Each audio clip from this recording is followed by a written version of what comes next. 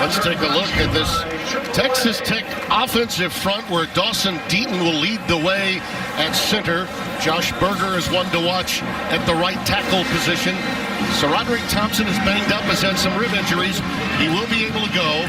No TJ Vasher tonight. Azukama may be the go-to receiver, and Keyshawn Carter has returned after missing a week's action. We'll see plenty of Taj Brooks tonight because Xavier White is not available. Banged up after last week, and it looks like we've got a marker to start play. Our official tonight, referee Scott Campbell, the white hat. Our replay official is Jeff Hansen. False start, number 77. Offense, 5-yard penalty. Still first down. You saw a false start in the game that preceded us in the first overtime that really cost Oklahoma State. Ethan Card, the guilty party here. There you see Columbi, a multi-talented player that was recruited by Wells to Utah State. In fact, you might recall him as a backup to Jordan Love. This is just his second start in his career. Nice kick. Over the middle, it's caught. That's Azukama, right on cue, the go-to receiver for the Red Raiders tonight. Yeah, Trey Brown trying to cover him here again. When you get man-on-man coverage, unless you can affect the quarterback, this is going to be the net result. You talk about that one being put on a rope, Tim. Quick out, and it's taken by Azukama again. See, that's the matchup they like. Trey Brown is out there. They're going to try to come after him a lot. Pace and tempo. If they get 10-plus explosive plays on initial drives, they're going to continue to keep their foot on the pred. It was a gain of 9, so actually second down and 1 here. And they go the same route, going right after him, as you mentioned, Azukama, and that matchup against Trey Brown. And Oklahoma's got to have a response to that because, again, if they continue to move down the field, at some point you got to be concerned about the mindset of Trey Brown. They've come after him on consecutive plays, Tim. You know, you look at the line on these two teams coming in.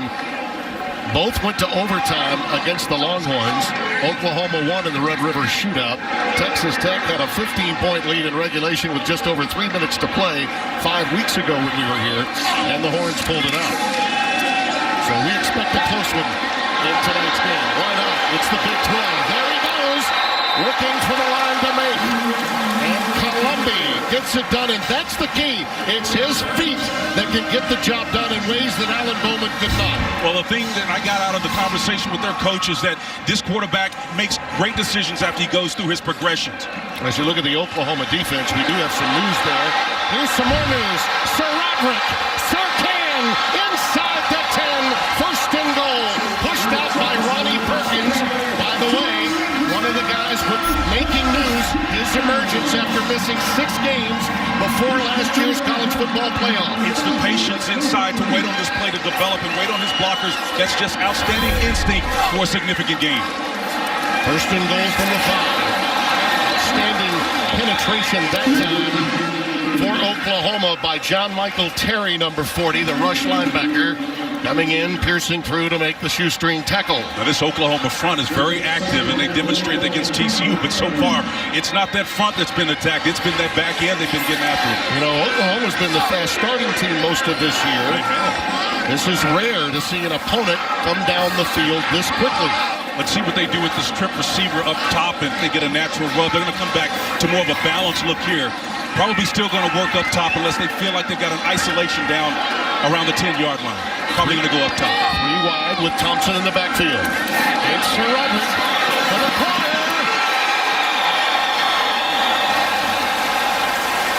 No signal. He's about a half-yard shy. Woody Washington, wearing the numeral 0, bumped him out, and Thompson gets up gingerly. I was surprised they ran this into the boundary again, the short side of the field, where Oklahoma runs laterally extremely well. They're not the same Oklahoma front as they have been in the past, but they can run lateral. Well, they're going to take a look at this.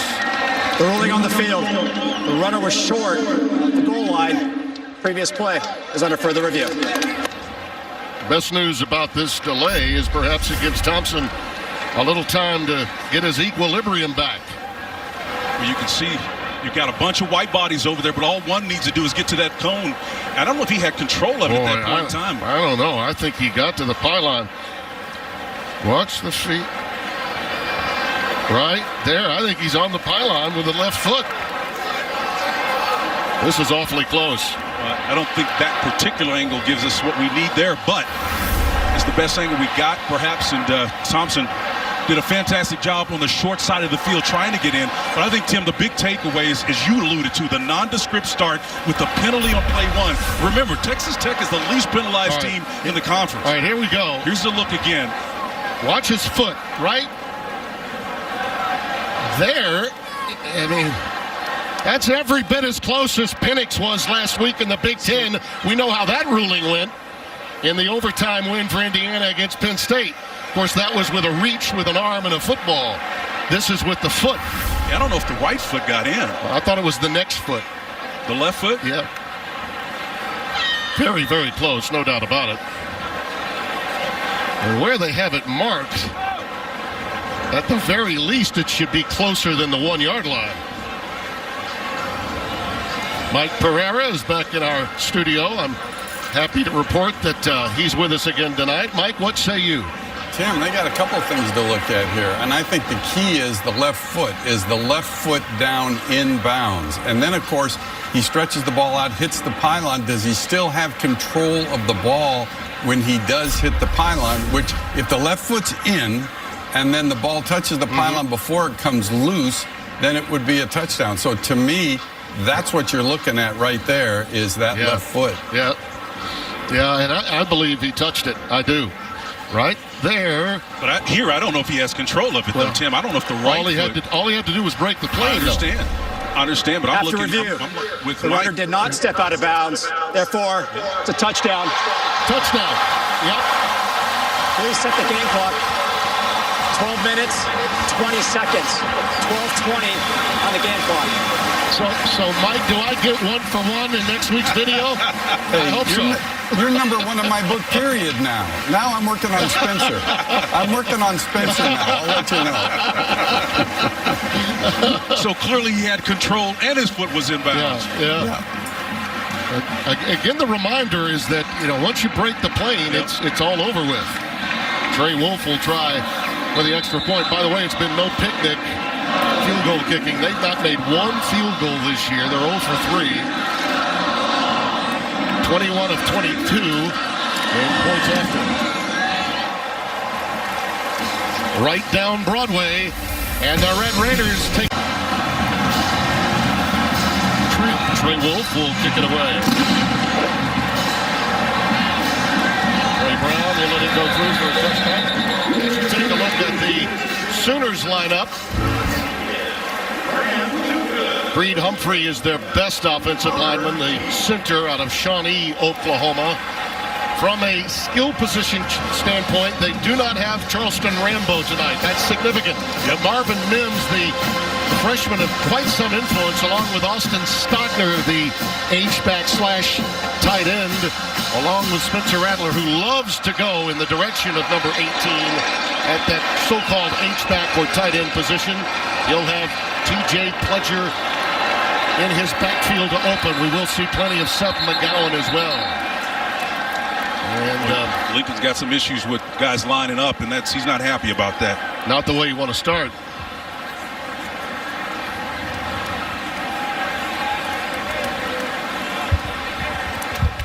There's an official's timeout, we're told.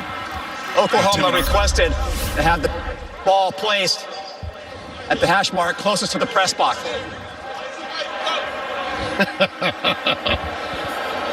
Well, he scripts those plays. He had a few things in mind. Well, he may not want anybody to know he scripted them, but I tell you, he did have something in mind, that's for sure. Yes, he did.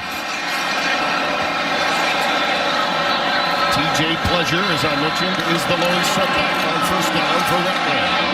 Markers down, Pledger down. After a gain of 5 up to the 30. And oftentimes there's the big heavies in there grabbing, trying to drive block, and they get a hand in there. Sometimes it's tough on them, but man, I'll tell you, nondescript way to start off this drive if you want to match Texas Tech. Looks like holding. Holding, number 52. Offense, 10-yard penalty. Still first down. That's Tyrese Robinson, 52. Along that front line, Tim, Tyrese Robinson, as you mentioned, Creed Humphrey is the stud in the middle. He's the guy that they rely on, do a lot of creative things with him. But there's a couple of battles going on at tackle. Some young players pushing those starters there. Eric Swinson is being pushed by Anton Harrison and company. Young players on that side. And look for them to kind of make their way in there as this game moves forward. Boy, not a lot going on there. Well, they may have gotten the number incorrectly there. This pass is incomplete, thrown in the area of Mims. That happens from time to time. They may get the wrong number, but Tyrese Robinson didn't do a lot except joust. As you look at this Texas Tech defense that has some movement, Eli Howard is a big-time playmaker up front. The linebacking story is an issue. Rashawn Merriweather unable to go tonight, so Jeffers moves over to his spot. Morgenstern to where Jeffers is.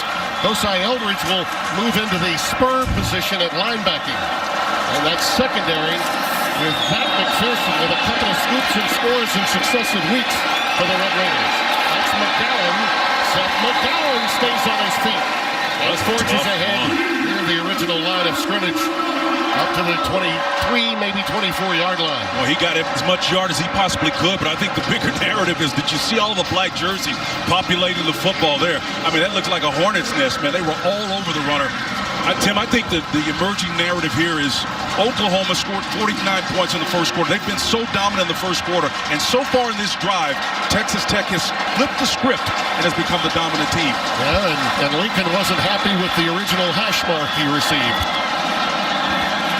3rd and 12 for Rattler. There's the quick turn-in pattern, caught by McGowan, but shy of the necessary yardage.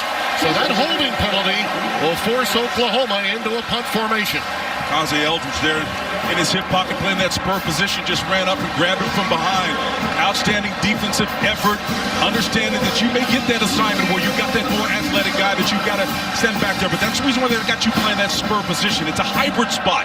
Got to be able to be fast, discern plays quickly, and then finish it off. Reeves Munchow will boot it away, averaging just under 39 per punt. His longest was 48. Low snap, and Adrian Fry is back deep. He'll let this one bounce in front of him. Texas Tech bounce and rolls dead at the 31-yard line. The Red Raiders were hot when they had it moments ago. We'll see what they come up with when we return on this ghoulish night in Lubbock, Texas. Draw them off sides. They scrimmage from the 32. There's the crossing pattern again to Asakama. It's another first down to the 44-yard line. And they are really working over Trey Brown. Well, they're going to have to find a solution because if it ain't broke, you're not going to fix it. Off coverage, he's backpedaling and got those hits. He turned those hips first of all and then got vertical. That's problematic. Stepping up is Columbia. He may be stopped a little shy of the original line of scrimmage. Isaiah Thomas running him down. This young man has made some impact. Redshirt junior from Tulsa, Memorial High School, has been starting in place of Perkins and has been a major factor. There you see that pre-snap stimming moving around by Alex Grinch's defense. That was a quick curl, incomplete for Trey Cleveland, 85. He's at that Z position, normally held by T.J. Vasher, who's unable to go in tonight's game. Trey Greenwood defending. Offense, 10-yard penalty, still second down. That'll go against Josh Berger, the right side tackle.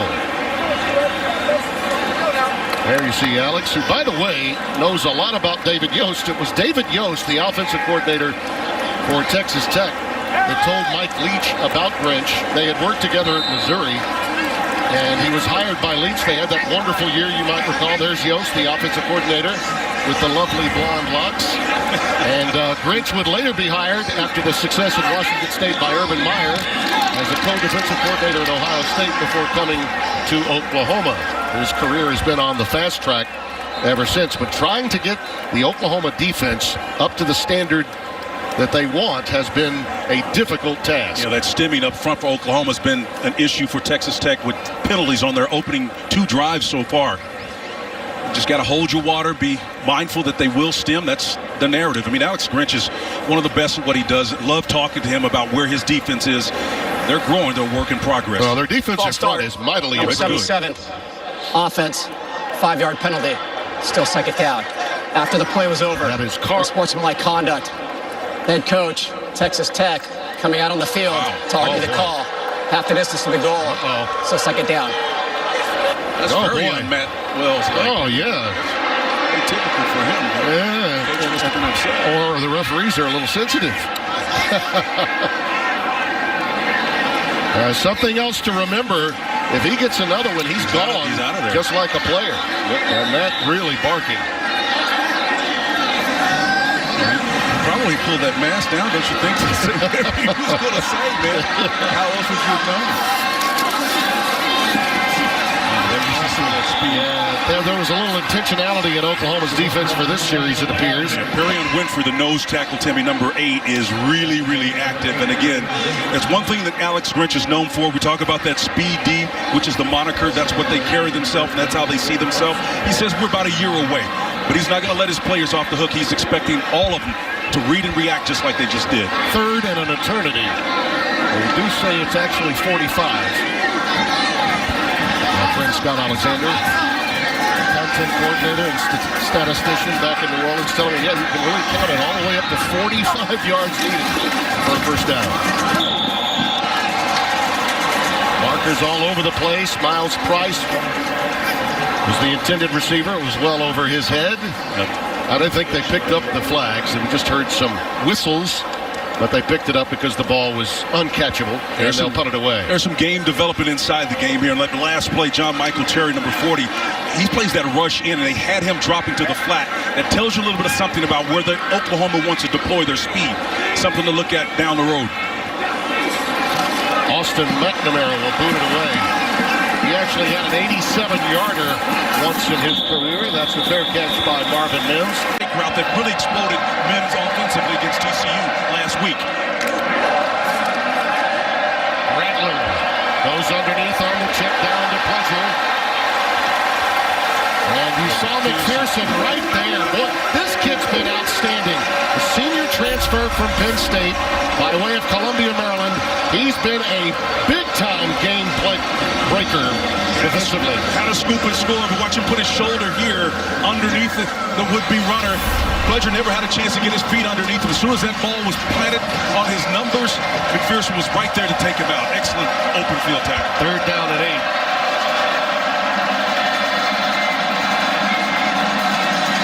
2-by-2 setup. You can come after Oklahoma a little bit if you want to, but this pressure is long. 8 yards a long way. Ball's on the ground, but he's got it. This is where he can really be dangerous, and he's got loads of time. It's caught. It's Stockner right on cue. That tight end that really has the speed of a wide receiver knew right where to go. Well, so many things could possibly go wrong on this one. Rattler loses the handle on this one. The shake route, which is a long route that takes time to develop, it's a route that comes back to the field away from where Rattler is going. He's trying to direct him and get him going that direction. Stockner does a fantastic job of aborting his route and then turning and going the opposite direction. And, of course, when you talk about deftness with the touch of the ball, Rattler does a great job real time of placing that ball where it needs to be. He had a little friendly fire from Adrian Ely that bumped into him, the right tackle. Andre Stevenson is in the game, but this is the good one. How about that open field tackle yet again? Who you think that is? Yeah, kid is everywhere. And you know they're moving him to the field wherever their best asset is, and that's what you're looking for because it shows you some of the creativity that Keith Patterson, the defensive coordinator, said, hey, I know who your best talent is. I do my homework, so I'm going to put my best defender on that same side. Within the last 3 plays, 2 outstanding open field tackles by McPherson. By the way, Ramondre Stevenson, who is one of those players eligible tonight after such a long layoff, led the nation in yards per carry, 8.1 yards for any player with a minimum of 50 carries last year. Now, he stays in the game. They move him to a receiver spot. Texas and Tech. the timeout taken. First and a half. The Red Raiders will take it with 6:02 remaining here in the first quarter. He can scoop and score. He can also make a one-on-one tackle. Hello, how do you do? Fox College Football is sponsored by Rocket Mortgage. For the playbook on home loans, Rocket can.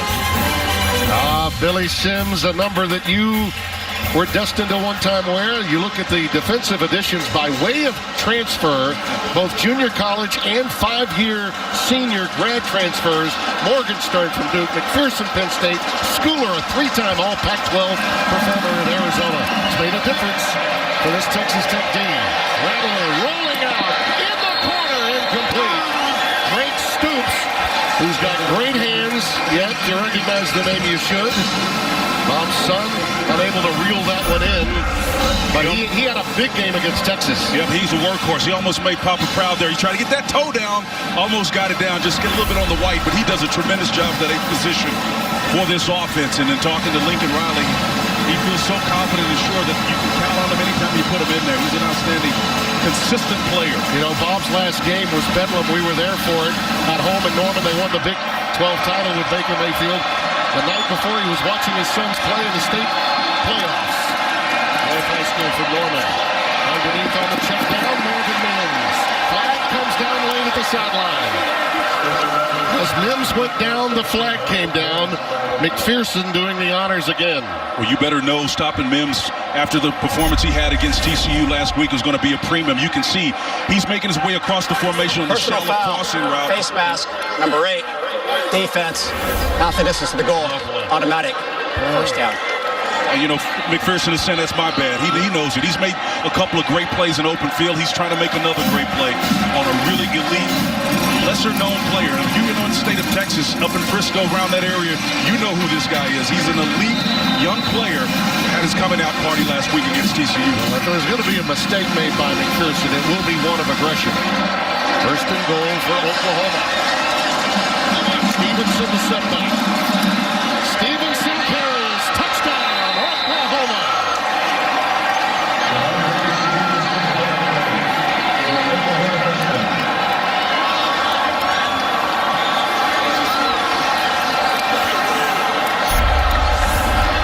Timmy Stevenson, of course, one of the 3 players that were suspended from last year's bowl game. Missed the first half of this season. Just a little ISO play inside. He reads it and finds some vacated space to take advantage of. And again, they really miss him a lot. Those 8 yards per carry last year led the nation. He's going to help them out a great deal in the chief objective, and that's to establish their run game. Burgich, who's one of the best kickers in the country, puts it through.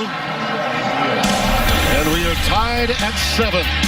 Ramondre all the way. Looks a little like Dupree with that body of his taking it in. Young, and because he's only scratching the surface, maybe the playbook isn't completely open for him, and that's why Oklahoma has struggled in late game situations and allowed teams to come back on them. I would say that's a fair assessment. Alex Hogan bringing it up after dropping it early. Taj Brooks is in the game. Remember, Xavier White unable to go tonight, and Sir Robert Thompson playing hurt. That pass is tipped and intercepted. Into the air. Sooners have it. Trey Norwood. And he's stopped at the 10-yard line. You know, talking to Alex Grinch, he said, look, we moved some guys around. They've got another guy, DJ Graham, number 9, who they moved back over to that corner spot, a converted wide receiver. But watch this tip pass right here. They're looking for athletes, Timmy. Right up front, you got a bunch of hands up in the air trying to affect the quarterback. Nice job right there, getting in the vision sight. Got a couple of Sooners underneath them, just not concentrating and bring that one in. Yeah. Trey Norwood was right there to haul it in. I mean, it may have been slightly thrown behind Keyshawn Carter, but that's a catch you've got to make in traffic when you're running a quick slant against Oklahoma. Carter had a masterful performance when we were here for that Texas game. Longhorns could not stop him all day long. You credit also more to Brian, number 24. He was right in his line of sight and kind of discouraged him from making a clean pass. First and goal from just inside the 10 at the 9. Play fake. It is a flag down. It's Mims in the end zone. DeMarcus Fields, 23, right there with him. You know, Marcus usually plays that spur position. Yeah, he's upset. He's disappointed in himself. Got to pick your darb up, man. Come right back after him.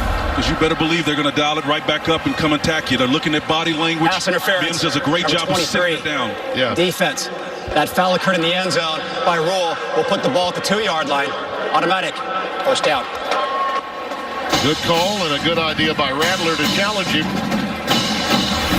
And everybody can improve their game. Even Mims can take a look at what the coverage is in front of him and slide away from that defender to split the difference so that Rattler has a little bit larger margin for error. First and goal for the Sooners. T.J. Pledger, the junior from California, the lone setback. Mims down at the bottom of your screen. It's Pledger. Touchdown.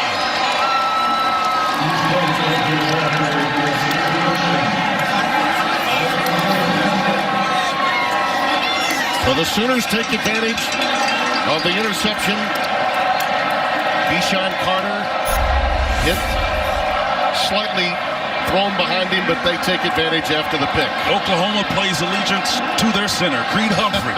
He gets them mushed out of there, man. I'm telling you what, they do a great job of moving in that green zone. Inside the 5, they're really tough.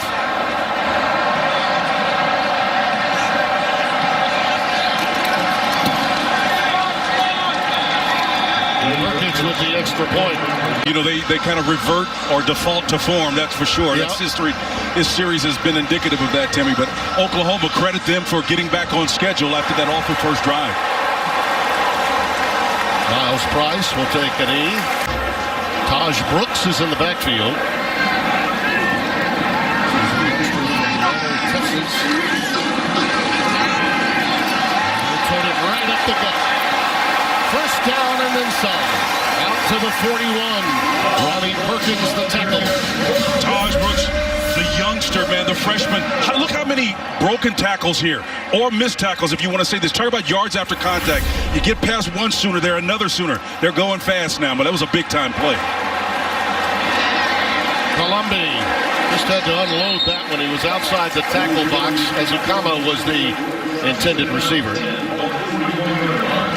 Here's that previous play. Yeah, Timmy, just look at how he rips through that front. They're gaming and dealing up front, but when you get displaced, that means moved out of the area you're responsible for. This is what happens. Guys try to populate the ball. They're falling all over the place, can't make a play. Now it's Grinches chasing them. Brooks again. Carrying Sooners all the way up to the 49. That's a Boo-Boo, David Boo-Boo, number 2, with the tackle. Timmy, this is a full-size Snickers candy drop on Halloween night, baby. This is big time. You know how you go back to the house the second time to get that candy bar when they're giving you the good stuff? That's what Texas Tech is doing with this guy. Third down and 2. It's a little run-pass conflict here for the Sooners. Yeah, it really is, and that's what they're trying to. Texas Tech is trying to get in the right play, and you better believe Alex Grinch is trying to stop because they can throw it or pass it, run or pass. They go with Brooks. Shy of the first down. Texas Tech may have to consider going, and given the play they decided to run, that's Asamoah, 24, that made the tackle. I suspect they always planned on going on fourth down. Well, that's no question about it.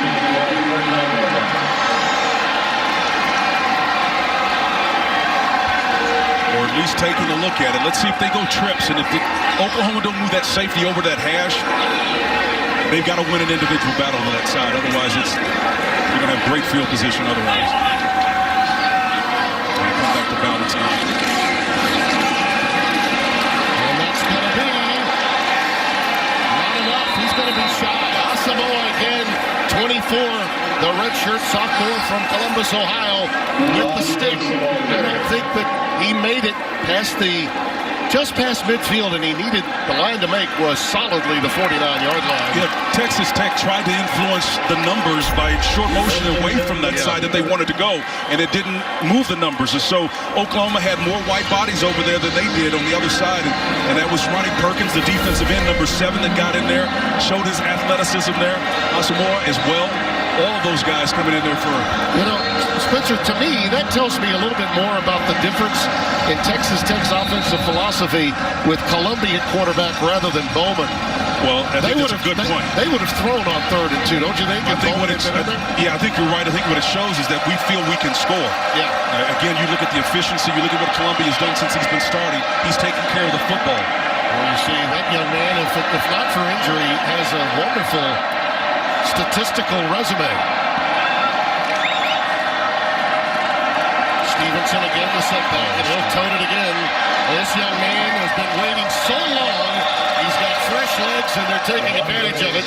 That's Leggett, 16, the free safety making the tackle. There are a lot of fans out there, and it's a next-level guy, but he reminds me of Gary Brown. He's bigger and more lean than Gary, but he's got that low center of gravity, runs tight. Yeah. He's a thick guy, runs with intentionality. I was going to say a combination of Dupree and DeMarco Murray. Yeah, he's obviously Marcus is about 6'2", 242. He's close to the weight-wise, but a little bit shorter. Play fake and Rattler with power. He's got him wide open. Wide open is Mims. Got it.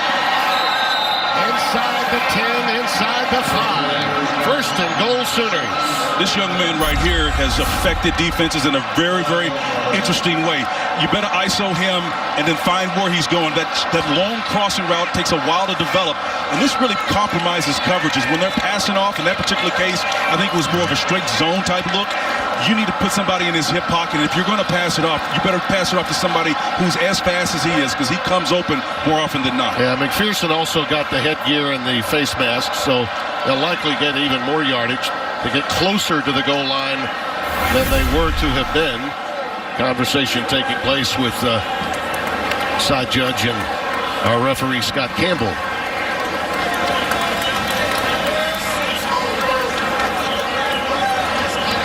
The result of the play is a completed pass for a first down. After the play was over, sportsmanlike conduct, number 96, defense. That penalty assessed from the end of the run, first down. So they got Philip Belidi, 96, the freshman from Portales, New Mexico. They did not pick up the sort of incidental face mask that McPherson had. And that happens, Tim. You know, he's in for Tony Bradford, the defensive tackle, who's out, and then Belidi moves up to that position. And sometimes guys need a while to get acclimated. But, you know, you can't wait too long against this Oklahoma offense, because when they're on, they are on. Is there any doubt who's going to get the rock right here? I don't think so. Touchdown. Stevenson again.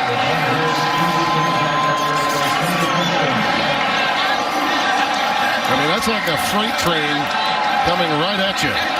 What a difference a player can make, man. And it just opens up the playbook, and it's just going to help everybody. Inside, everybody's kind of zone blocking there or man blocking.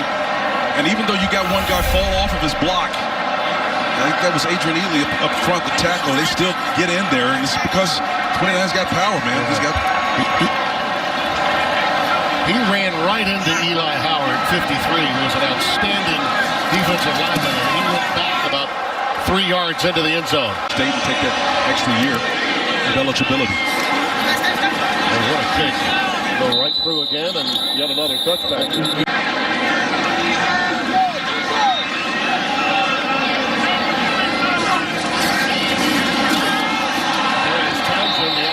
Transfer in the backfield, and Columbia just has to eat that one. So a loss on opening down.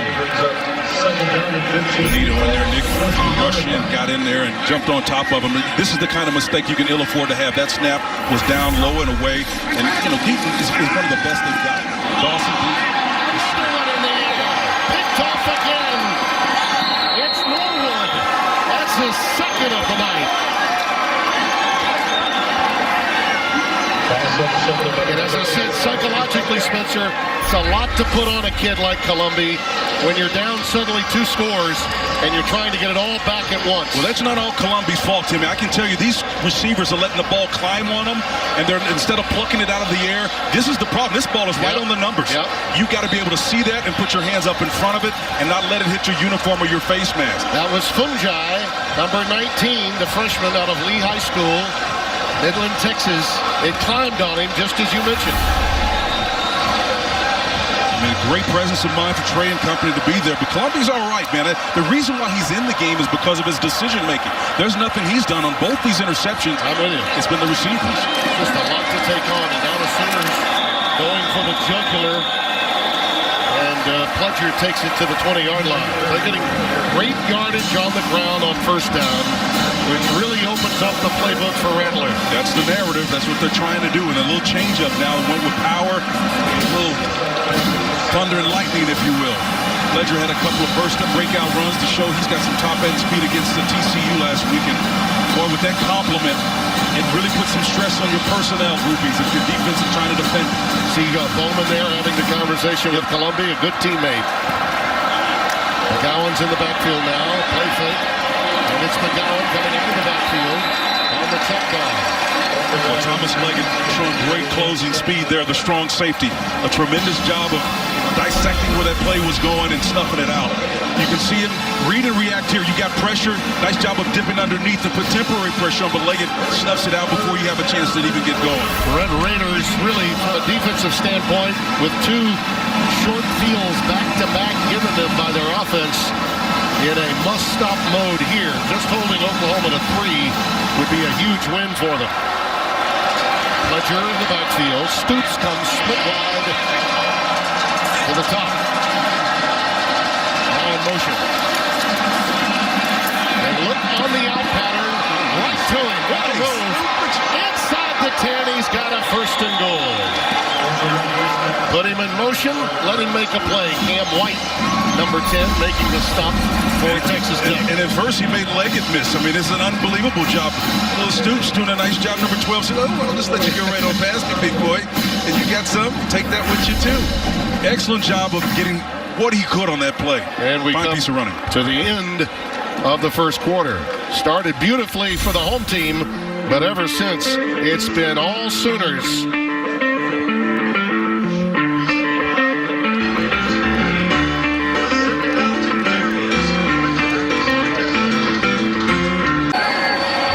As we open play here in the second quarter, yet again, Oklahoma inside the 10. They've been in the red zone for the bulk of the first quarter of this game, and as we open the second, here goes McGowan on the stretch play.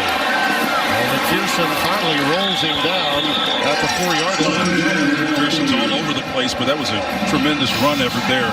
McPherson was in close toe, but when you're able to get to the edge like that, and like McGowan did, and gets a couple of extra yards this close inside, man, that's impressive. Doesn't help Texas Tech that Rashawn Merriweather can't go. He's a difference maker. And Mike linebacker, they've had to shuttle their linebackers around, and it's putting added pressure on what is a much improved Oklahoma offense with guys like Allen in that backfield, along with obviously others. And there once again, what a play by Hall. Jeremiah Hall ball is loose. It's down near the 1-yard line. I don't think he got in, Spencer. If he didn't, it'll be going the other way if he didn't get in. Combination of Stevenson and company. This is big. This is a 14-point swing. McPherson, guess who, comes away with the ball. And we'll see if that is the ruling from the officials here. Still no official ruling. Sooners believe it's touchdown. We'll clearly have a review, one would think. The ruling on the field Here comes the call. is that the ball carrier fumbled before the ball broke the goal line plane. First down, Texas Tech. That is big. That's, I said, a 14-point swing. Jeremiah Hall. Yeah. Oh, boy, I thought he got through. That should be touchdown. Yeah, his arm is clearly crossed the line. That should be touchdown. Yeah, that'll be a touchdown. Yep. Morgenstern upended him. You see he's bracing with the left hand. The previous angle you just saw was definitively his arm was over the line. Ball is out after he hits with that elbow. Yeah, this should be a touchdown. Yep. Because again, as we said on the earlier touchdown by Sir Roderick of Texas Tech, Sir Roderick Thompson, all you got to do is break the plane. And once the nose of the ball pierces that imaginary line, that plane, it's a score. Our replay official is Jeff Hansen.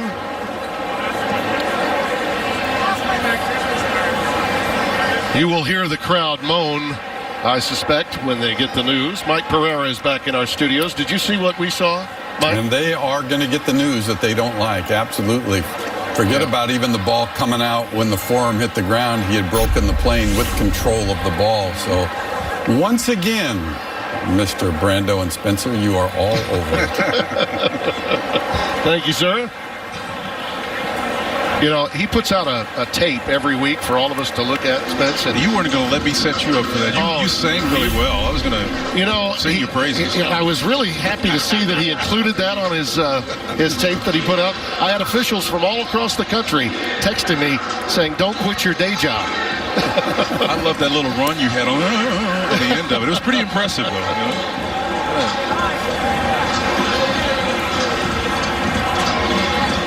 Again, I don't understand it long. You know, they say 2 minutes. Sometimes it goes. Well, usually when it's longer than that, is they're trying to figure out where to place the ball, but I don't think that's going to be the decision here. After review, the ball broke the goal line plane prior to the runner losing possession. Touchdown.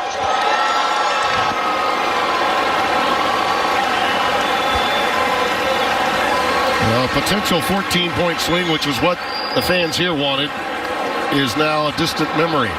And the lead is up to 3 touchdowns, pending the extra point from Gabe Burkich. Still think there's some coaching points there for Hall, and you're extending the ball out. You know, nothing is preventing a defender from punching that thing out as well. You got to be mindful of it. Oklahoma got a break there. Well, that's the 4th touchdown reception this season in only 6 games, as Hall takes that one in. Before this, Jeremiah started 12 games for the Sooners with no touchdowns. Rattler's 16th passing touchdown of the year. Tim Brando, Spencer Tillman. Here in Lubbock, Texas, the Oklahoma offense, 28-plus points in 58 straight games. That's the longest streak for that number. That's all. Think about that. That's amazing. Yeah, Rattler was impressive. He's sneaky impressive. He went 8 for 10 for 100 yards in the first quarter and didn't even feel like it. No, you're right. Makes it look effortless the way he spins the ball, no question. And once again, an outstanding kick by Burkich. The ground. Where they are right now in their transition, their evolution, they're a ground game first team. And on the quick curl, it's Azukama again, who was the #1 target in that opening drive when Columbia was 4 of 4. He caught 3 of those passes, leading Texas Tech to that first score, but they've been shut out since. This is a huge drive, not just for this game, but also for the psychology of this young quarterback in just his second start. Azukama, that time, had Trey Brown just absolutely sitting on it and almost came away with a pick 6. Timmy, I think you're absolutely right about how to manage this quarterback. He had a 75.6 completion percentage coming into this contest. 5-to-1 touchdown interception ratio. He was doing everything right. So you got to be, if you're David Yost, careful about pulling the guy in those situations, but you can mess with his ego big time if it can affect his confidence. Sedarius Townsend, number 5, is in at running back. As we mentioned, they're banged up back there. No Xavier White. And Sir Roderick Thompson is playing with injured ribs. Pressure again, and there's another turnover. Almost another turnover. It was Keyshawn Carter that couldn't reel it in. The ball staying in the air and almost picked off by the Sooners. Ryan Mead, number 38, the redshirt senior from Owasso, Oklahoma. On any given play, it could be Perkins, Grimes, Winfrey, any of them. Stokes up front. That pressure was just all over him, man. Big time activity up front and not able to sort it out by Texas Tech.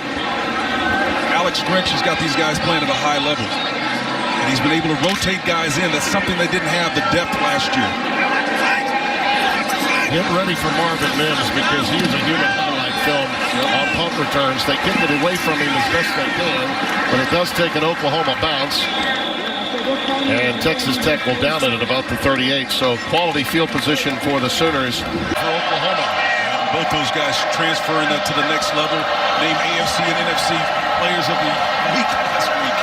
Impressive. Ramondre Stevenson again the setback. Rattler flushed. Lets it fly and it's caught. That's Theo Weiss. He has been outstanding. Had a big game in the Red River Shootout against Texas. Sophomore from Allen, Texas. Well, this play took a while to develop, but Rico Jeffers, the Sam linebacker, this is a mismatch. You got a bigger guy chasing after the guy who's a lot smaller than he is. He's athletic, but not enough to keep up with that. The matchup Oklahoma found on a slow developing route, moved the quarterback out of the pocket to help him, and he found him streaking across the field on the deep crossing route. Yeah, that's what he loves to run, those crossing patterns. First down 10, ball at the 33 of Texas Tech. Stevenson, he is just a load, isn't he? Just ran towards the boundary and got as much yardage as he possibly could. I think his number at 8 yards per carry, which he had a year ago, may remain intact, if not better than that after tonight. And it's impressive for a big guy, too. I mean, Oklahoma's going to have most of their success as you look at Murray there. This is one of the great all-time running backs here at Oklahoma. Outstanding career with the Dallas Cowboys. I think he played a full 7 years or so. Yeah, had a cup of coffee with us here at Fox before becoming an assistant coach. 9,000 yards rushing. Second down and 4. Rattler again. Look at that throw for Stockner. Oh! Stockner! Touchdown! Oklahoma!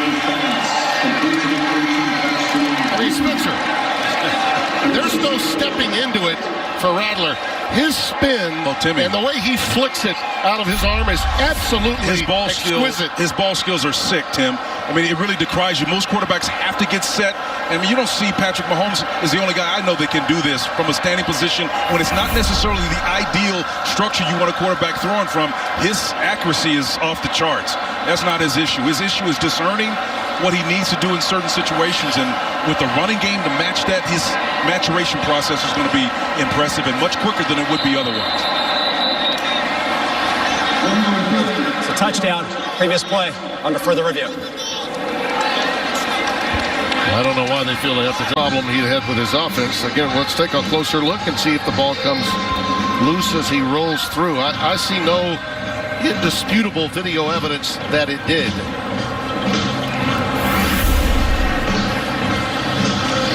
And again, once you after review, the ruling on the field stands. Touchdown. Yeah. And are up by 4 touchdowns. It has been a blitzkrieg since the opening series when Texas Tech took the lead.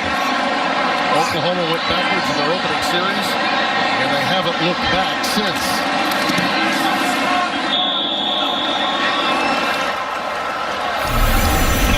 Well, Texas opened the door. Oklahoma's about to come through it. How about that flick? That is maybe the best passing quarterback Riley's had. Full moon tonight in Lubbock, Texas. The effects of that being felt by the home team right now as you see another scoring drive that didn't take very long for Oklahoma. This time they actually got it done after a punt as opposed to a turnover. Miles Price will take it on a fly and he dropped it. Picks it back up and look out. Gets it out to the 35-yard line. Wait a minute, that may have been a fumble, and Oklahoma may have it. Oklahoma may have it. Misery loves company. That's Jamal Morris that comes out of there with it. As he was coming to the ground, it appears that the ball came loose, and Morris picked it up. And he seems to be convicted, too. Yeah. Does Morris. In an affirmative way, pointing in the opposite direction. Let's see it come out. Morris fighting for more yardage, and the ruling on the field is that the returner fumbled the ball out of bounds. First down, Texas Tech. Yeah, and you know what? He was also down before the ball came out. I don't know, Tim. No, wait a minute. Let's see. The ball is out. Yeah. I mean, the fact that the player is on his back. Yeah, Morris was on his back, and he was out of bounds when he recovered it. Yeah, the ball was coming loose, no question. But when Morris comes away with it, he's flat on his back, and his back is out of bounds. So that was the ruling, and I don't see anything worthwhile to challenge that. So Texas Tech fans can breathe a little sigh of relief that there's not yet another turnover. And they needed that, too, because the previous, when you throw out the scoring drive and the touchdown, the opening drive, it's been punt, interception, out on downs, and an interception. Previous play is under further review. It's going to be a long night if we have this many reviews. See, again, you'll see where he lands with the football. The ball is loose. Morris will eventually come away with it, but look where he is. It appears to me as his backside hits, the ball is out. Yeah.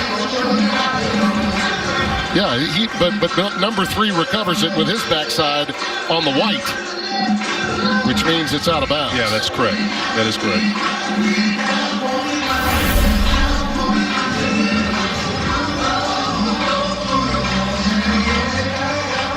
Well, I'm not rooting, but I just want to see this game be competitive. I mean, Texas Tech needs to get back on track. We know they've been able to demonstrate their abilities against a tough West Virginia ball club who is game defensively. But Texas Tech went in there and controlled the last 4 minutes of that game and showed you something to this point have not shown. But as you look at the play again, Tim, you know, they'll sort it all out. But his left shoulder, where he's bringing the ball in, and his back is out of bounds. Again, I don't know why we're having to look at it. Trust me, I don't mind replay, but when we can see with our own eyes. That sounds like that old Groucho Marx line. Who are you going to believe, me or your own eyes? Or your lying eyes, that's right. But in truth, as you're right, Texas Tech is a better team than this. Yeah, they the are. turnovers have certainly helped Oklahoma, but the psychology of this game is so very negative for the home team. If this is somehow overturned and Oklahoma gets possession, oh boy, I don't know that they'll ever recover from this. Mike Pereira is back in our studio. We're going to put you back to work again, Mike. I'm telling you, during this long delay. I've been with you so many times, I'm wondering what you'll sing to me next week. But I think that I actually think the elbow is down when he controls the ball. He's got to have full control of the ball with a body part down in the in the field of play. And I just don't think that there is enough to reverse that, because I think control was just about at the same time as that elbow hit. Yeah.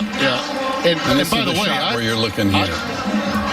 Right. And Morris, when he does get control of it after the fumble, is out of bounds. His left shoulder pad and back are out of bounds. Now, he didn't realize that because of where he was. Here comes After review, from Scott the Campbell. returner fumbled the ball. It went forward, out of bounds. We're going to bring the ball back to the 35-yard line. First down, Texas Tech. Okay. Thank you, Mike. You got it. So I guess maybe the conversation was about where to mark the ball. That's right. As opposed to whether the ball was, in fact, turned over to Oklahoma. Usually if they confer for more than a minute, they're usually trying to figure out where to place the ball. Yeah. First down, 10 from the 35. Texas Tech is in a pinch right now to have a successful series without turning the football over. Up the middle, Taj Brooks. It's there. I mean, the Oklahoma weaknesses defensively are there. You just have to maintain control of the football. That's John Michael Terry with the tackle after a gain of 9. Screen out to Brooks. First down and inside. What a great move. Brian Asamoah, number 24, the wheel linebacker, was in position to make a play. But again, the nice spin move inside of Brooks. He did a fantastic job of eluding the tackler. Pace and tempo. And remember, Oklahoma has struggled late in games all season long. On the fly, going deep for Asamoah. Just beyond his outstretched arm. Well, he had a couple of steps. Yeah, he had Jaden Davis. Yeah, Jaden was back there and had been beaten at that point. And again, just the speed to get past him. And he gets a vertical route here in a trail technique. And I'm telling you, he's lucky he didn't get called for a penalty on that one. Just grabbing that waist area. A great move of getting off the ball to put him in your hip pocket. Second down and 10. Keyshawn Carter, who along with Ezekama is a go-to guy, but tonight he's had a couple that he's not been able to reel in. In fact, they climbed on him, and turnovers the end result. He's up at the top of your screen, and now Columbia rolled over by the penetration of Asamoah. I think Columbia misread that play, and it was an option. It should have been a give option because he needed to run away from the numbers. He just hung on to it a little bit too long. Oklahoma's too athletic to get away, for him to get away from him. Third down, 11. Very important play here for Columbia. Huge. 0 for 3 on third down so far tonight. So you can play off coverage because they've got at least 10. Nothing doing for Brooks. And that's a curious call to me. It really is.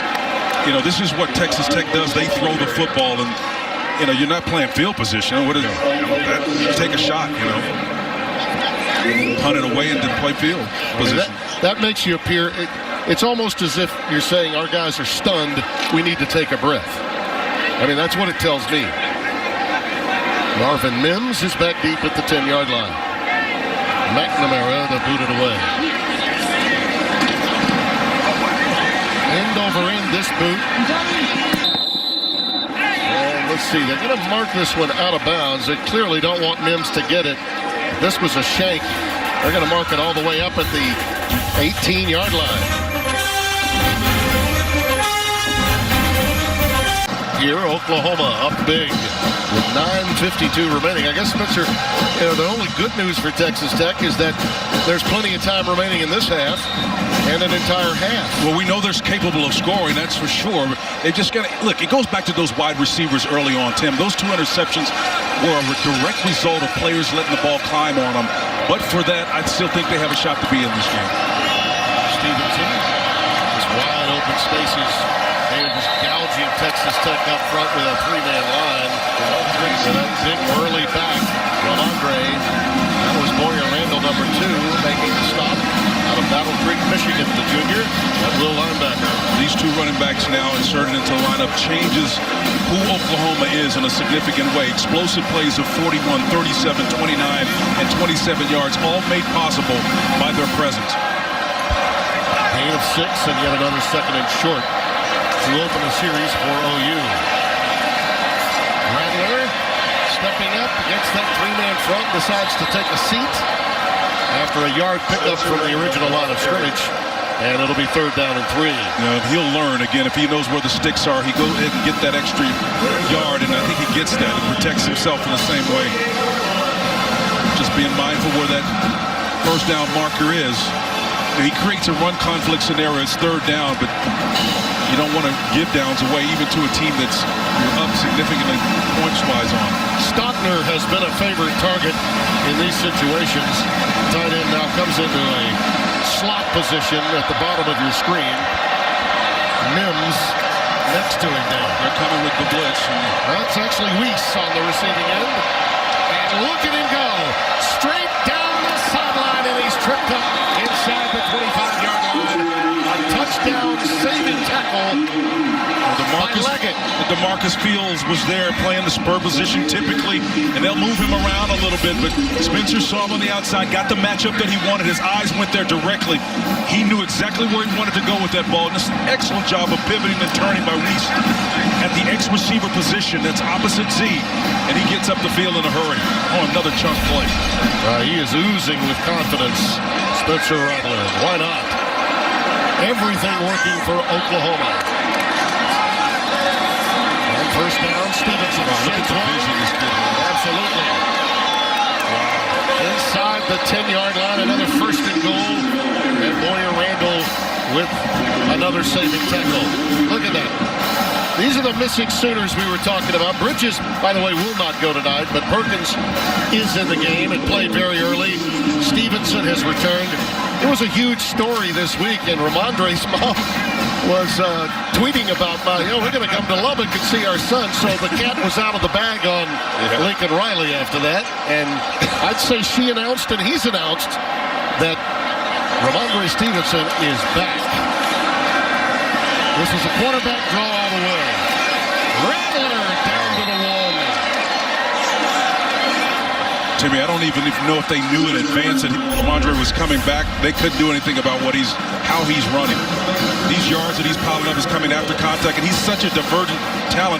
Watch the traction that he brings that allows Rattler to have one-on-one matchups in there. Rattler is elusive enough to make the first guy miss. You don't want him taking a lot of shots, but the end of the Baker Mayfield, his game is a little bit different. The plays are designed to allow him to escape and protect himself, but that was an intentional call run. Stevenson in for another touchdown.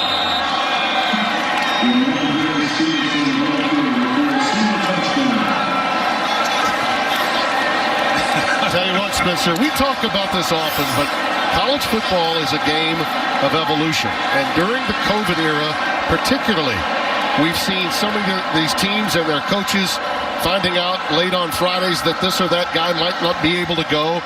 We saw it this week with what happened at Clemson. We've seen it at other places throughout the course of the year. Oklahoma now, with these guys back, and Rattler seeing maybe the playbook open up just a little more with many more options because of their weaponry returning. I say Oklahoma is a much better team than they were coming into this game. There's absolutely no doubt about that. Weiss got it started.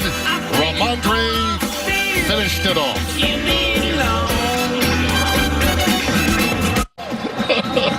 You comatose. Oh, well, I always get a little caffeine at Wendy's whenever I stop by. Well, these running backs have been so productive, Timmy. Look at that. 42 points tonight. That's the season high for a first half. They always wait for us to be historic, Spence. They do. Well, these guys right there were the main reason Oklahoma scored on each of their 5 last drives, and it's been impressive. You know, I've known Spencer Tillman a long time, and yes, I am older than he is.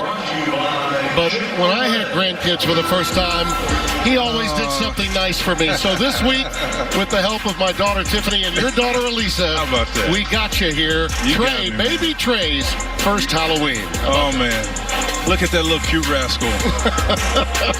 Frederick, he came out of the womb, fast twitch fibers, man. His dad was a point guard at Oklahoma basketball team, and his mom, Elisa. You know, you're blushing. Done a fantastic job. I am. Can you see me turning red here? That's a scoop. Wide open. Beautiful pass and catch. It's the tight end, Travis Kuntz. Big Daddy. Can he get there? Yes, he can. Touchdown.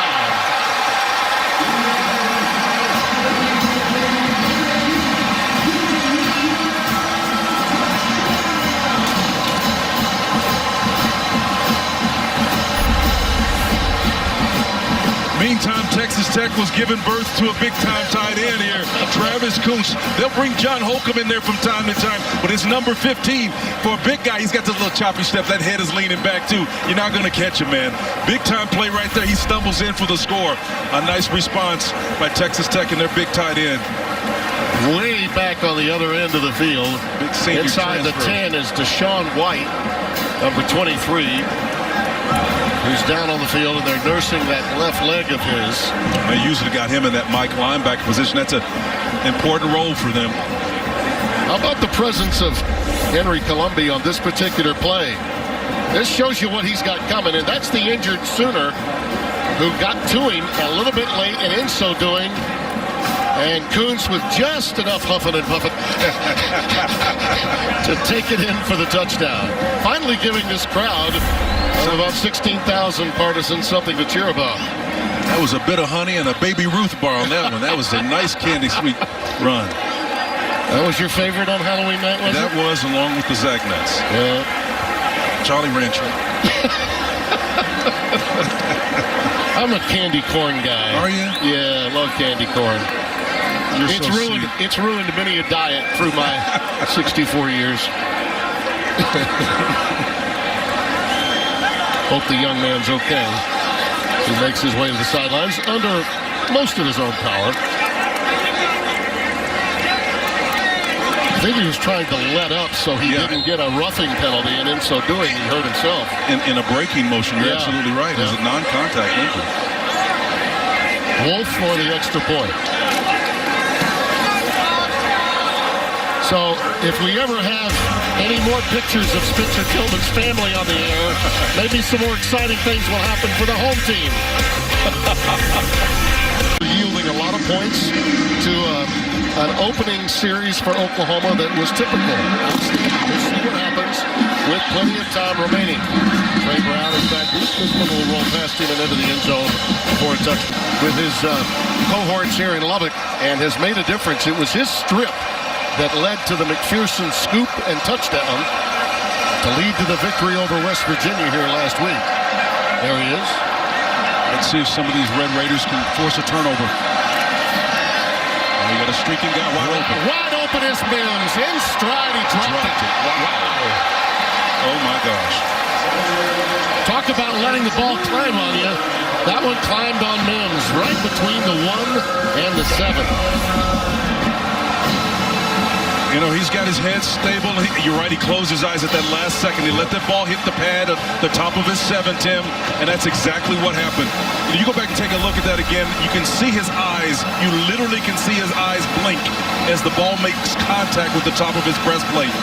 And again, if you pluck it out of the air, you have a chance to kind of catch it on the rebound, even if you should fumble. Well, he knows it. Yep, he does. No one feels worse than him. 3rd and 9. That's Stoops in motion.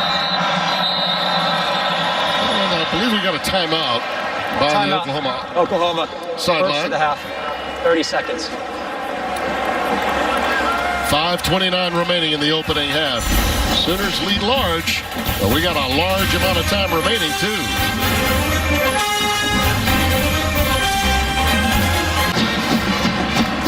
22-14 our score. Third down and 9 coming up. We'll see how Mims responds after that drop, Tim. Because you look at the young guys' body language to see how they deal with those difficult spots. That's really what coaches are looking for. If you're mature enough to respond in a way where they can trust you again. They go trips to the bottom of your screen. That's Drake Stoops in motion.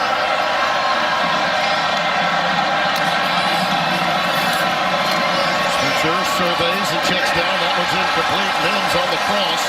He's looking for a flag. He won't get it. Mims did get bounced around. Rattler wanted it too, but Rico Jeffers made a little contact, lobbying for it till the bitter end. I would have liked to see him come off of this because this shallow crossing route, you had guys holding him, and Rattler's got to be able to see that as well. I know that you're targeting him on the shallow crossing route, but it was a 4-by alignment. Sooners are rushing to try to pump this thing away, but I think you had a better choice there on that last play. You okay with that no call? Yeah, I am okay with it because I don't think he should have thrown it to him anyway. Okay. You got a guy in his hip pocket. Munchausen will get it away. They had the block on. Spiral to Adrian Fry. And he just does cradle it. I think he had it, and he picked it back up. Oklahoma trying to claim that they pulled it away. Give him a chance to catch that. Yeah. You got to give him a chance to clearly field that ball. I mean, it looked like it's bang to me, too. He's got it. Yeah, he's got it, but I'm questioning whether or not he shouldn't have been penalized for it. Let's see. Proximity by Trey Brown to Fry. Yeah, I'm with you. It was close. We've seen the flag. We've seen the flag thrown many times when that happened. And even in slow motion, it was close. So the ball is at the 27-yard line, first down for Texas Tech. And Spencer, you get a score here, cut it to 21 before the break, and you may be thinking game on a little bit if you can get a turnover or two. Here's the reason why right there. The Alabama transfer. Pierce's Oklahoma territory before being shoved out by Woody Washington. Relegated to special teams in Alabama. This guy right here has speed, quick as a hiccup, showing you how he's going to be able to help this team right here on the big end. They will use him early and often if they can. 10-2 in the 100, Shadarius Townsend. Pressure again, and he throws it in the direction of Townsend. Perkins had a hold of him and was trying to spin him down, almost had him in his grasp. A very dangerous release by Columbia, but it's incomplete. And Perkins coming up the middle. They do a lot of gaming and dealing on the inside, and Perkins with that number 7 on looks a lot later. He's about 247, so he's athletic, man, but he sure is tough to block in open space. Another fine play by Perkins. So second down and 10 coming up. Looks like he's ready to play some hoops. Yeah, he is. Lutheran North. He's impressive talent. They're looking for an alpha, a leader on that team. On the field, backwards pass. Previous play. It's on the further review. Oh, so there's some concern that might have been a lateral as opposed to a forward pass. So we'll have to see.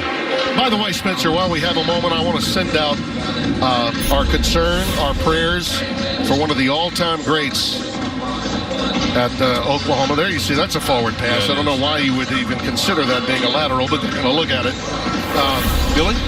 Billy Tubbs, who we learned was in hospice care a couple of days ago. Billy is 88 and one of the all-time greats. Took his team to the 88 championship game, losing to Danny and the Miracles. That Oklahoma team with Seagar and so many other greats, Mookie Blaylock, Wayman Tisdale, all those great teams, Chu Kennedy. They had, as you recall, one of the great programs, number one for much of that time. The battles that Billy had with Norm Stewart at Missouri and Larry Brown at Kansas. And then, of course, his career continued. And one of the most charismatic men you would ever meet in the game. And our thoughts, our prayers are with Billy's family, and everyone at Oklahoma, because he was an icon in every respect. He's still with us for now. And here's the deal. You mentioned how much of an impact he was in personality. Could you imagine being there, going to a football game, and then going to watch Wayman Tisdale and the personalities and characters? Very switched for Billy Tubbs. Second down. Please reset the game clock. 4 minutes, 49 seconds. 4:49. It would have taken about 9 hours to play a football game if Billy had been a coach, because he would stop one of the great clips of all time was some debris was being thrown on the court in Norman. Yep. And the officials came over and said, you got to get the crowd to stop throwing it. So he goes over to the PA system and picks up the microphone and says, okay, despite how poor the officiating is, would you please stop throwing things on the floor? One of the epic moments I ever experienced as a broadcaster. Prince of left-hand compliments. Oh, yeah. He was right there with Ned. That's a loose ball. Oklahoma's got that one. Oklahoma's on top of that one, it would appear. Although the ball still remains loose. Maybe Texas Tech corralled it. Let's go. Oklahoma football. They're going to say it's Isaiah Thomas, 95, that comes away with it. So just being able to see the football, Spencer, a challenge for Columbia here. Well, they had a game on working with Perion Winfrey, the nose tackle, and it puts him right in the position to make the play that he does. And again, it's all because of how active Alex Grinch has these guys up front. And the presence of mind to take the game and the deal and then be mindful that the loose ball is there. Because a lot of times when these guys are moving, they're trying to do it with lane integrity in mind. In other words, they don't want to get displaced because you can get gashed in a hurry. But that's a tremendous presence and awareness that the ball is loose. Ronnie Perkins in that mesh as well. Isaiah Thomas gets the recovery. Here's Rattler again with plenty of time. Miscommunication. And the flag comes down as Stockner was being held while he was running his route, that seam route by Eric Monroe, number 11. You know, listen, I'm just telling you from an analyst standpoint, I thought the opportunity was on the outside. Yeah. He was trying to, he's got great coverage here. Pass interference, number 23. Defense, 15-yard penalty from the previous spot. Automatic first down. Eric Moore had him there in coverage and had him really in a position where you can't make that play. But I think on the outside, he had a chance to take a shot. I don't know how that could be on Fields, but once again, I think I may have gotten the numeral incorrect. Monroe had sort of a little bit of an arm bar there, and that's when the flag came out. Not with Fields, 23. First and 10. Pledger bouncing outside. Nice cut. Did you see him put his foot in the ground and turn vertical again? That's just fantastic running. Morgenstern, the stop. When Thomas Leggett was trying to stop him, Leggett has got nice leverage, but he turns upfield and runs right through that arm tackle. The suddenness of this running back core. They can run for power. They can come back and hit you, what Pledger did there with the suddenness and then the little shoulder and being able to put that foot in the ground and run past you. They've got a nice complement of assets in this backfield. So he gained a 6 again. 2nd and 4 for Rattler. The shallow crossing right underneath. You see, that's what I'm talking about, the vision. He's got a long way to go to develop. And he uses his feet to get inside the 15-yard line for a first down and a late flag. Some frustration now for Texas Tech. McPherson stayed with that way too long, and there's some wolfing going on between he and Rattler. No need for that. See, Rattler, here's the isolation here on Theo Weiss at the extra position. So he's coming underneath here. On this shallow crossing, man, he's just waiting there. And Rattler's got to be able to see that. I mean, you had a safety over the top, but again, the bottom line is you had a chance. McPherson was far enough away from him where he was not going to make it. For unnecessary roughness, the result of the play, first down. Wow, they called it off. That's surprising. Yeah, and see, they're giving them the opportunity. They're not like saying, hey, you got a half-field read or one read and then pull it down. He's surveying the entire field, and he doesn't see him sitting there open. You know what, Spitz? I think Rattler got in an elbow before McPherson did, so they decided to wave it off. At first, we saw a flag thrown right where McPherson was. They talked about it and decided to pick the flag up. I think it's a good no call. Well, Lincoln Riley told me he's got a little bit of Baker Mayfield in him, that little attitude and that edge. Yeah. You want that. Wide receiver screen to Theo. He's down to the 6-yard line. Line to make is the 5. Cam White, number 10, with the top. And Timmy, it's about that sudden move. Here it is coming again to set a guy up that's trying to square up on you. Watch this sudden move here last minute. Eyes inside. You're coming up trying to make a play. Then Hogan, the cornerback there, just gets juked. Yeah. I mean, that's just sweet football, right? Just nice job. That is a whiff. A real whiff. 2nd and 2. A long 2.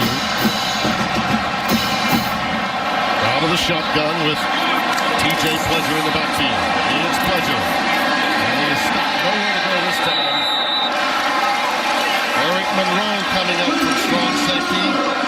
initiate contact. Rico Jeffers also in there to collaborate. He got a lot of help up front again.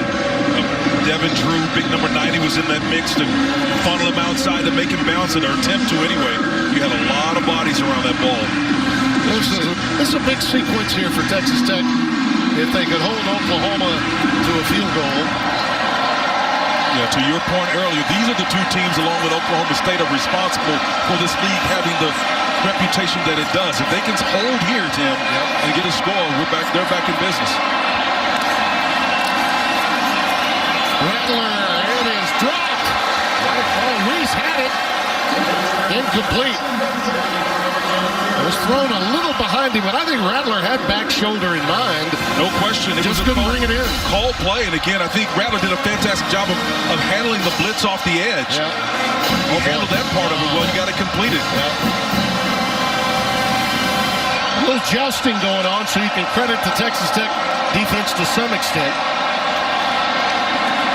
Burkich will try the field goal. Well, the Sooners have had 3 clear drops, so they could be already hanging 60. And Burkich boots it through. This young man has just been money all season long.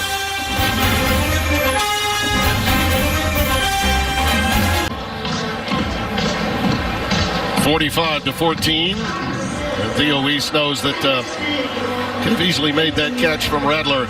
His countenance, Spencer, with Rattler, I think that was one of the concerns about where this young man is in his development. Tonight, I see the most confident Spencer Rattler I've seen all season. He came in with so much advanced billing, and of course he had the year to sit and after the 3 games of experience, took the red shirt. And again, I think he's a mature guy. There's no question about it. And Lincoln Riley told me just yesterday that he's handled everything that's come his way to this point, and that's what he's most proud of, including being set against Texas. I mean, he's just a true. Oklahoma State got an 11-point lead, then gave up a kickoff return for a touchdown that really tilted that game for the Longhorns. And once again, Sam Ehlinger gets it done in overtime, as he did in this building 5 weeks ago. Taj Brooks takes that one ahead and is ushered out of bounds at the 30. That was an important win for Tom Herman, that's for sure.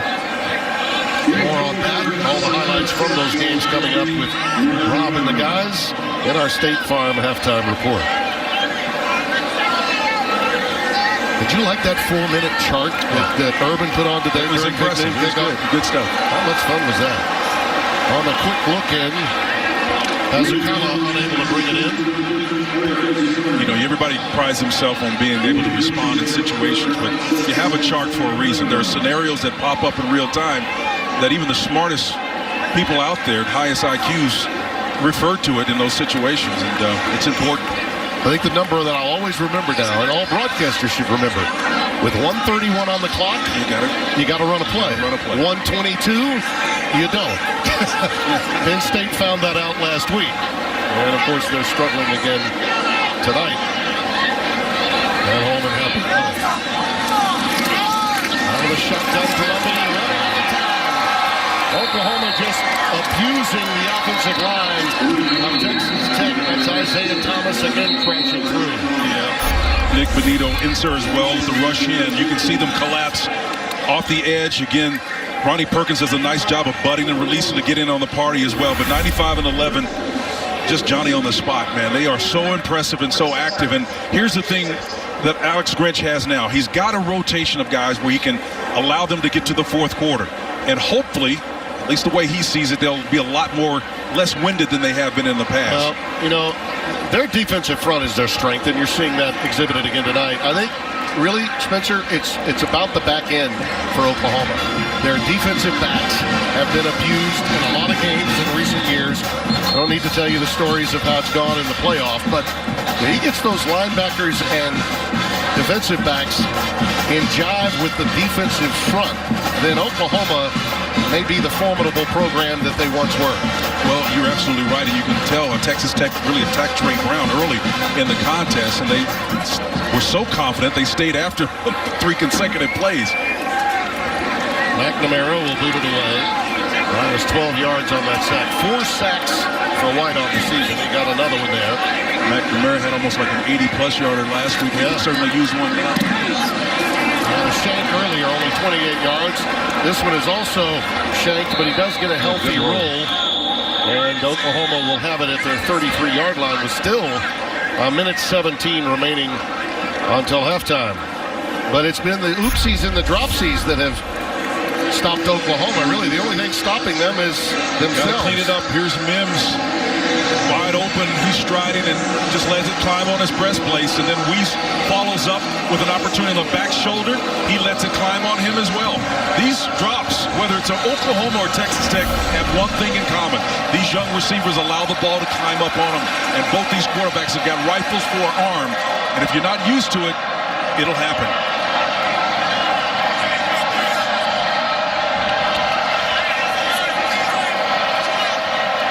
Stevenson is the setback. Rattler in some trouble. Jefferson's coming after him, and he just unloads it. Rico Jeffers was going on a unblocked blitz, and Rattler just got rid of it. Smart decision by Rattler. Getting rid of that ball. Nothing good could happen. You're backed up and make smart decisions. That's what Lincoln Riley wants of his quarterback. You know, Lincoln is that 12th man, and that's not a comment or commentary, but he's playing most of this game himself, particularly in the first series. You can tell it because the pace and tempo is so precise and crisp. It tends to change as the game goes along. 2nd and 10.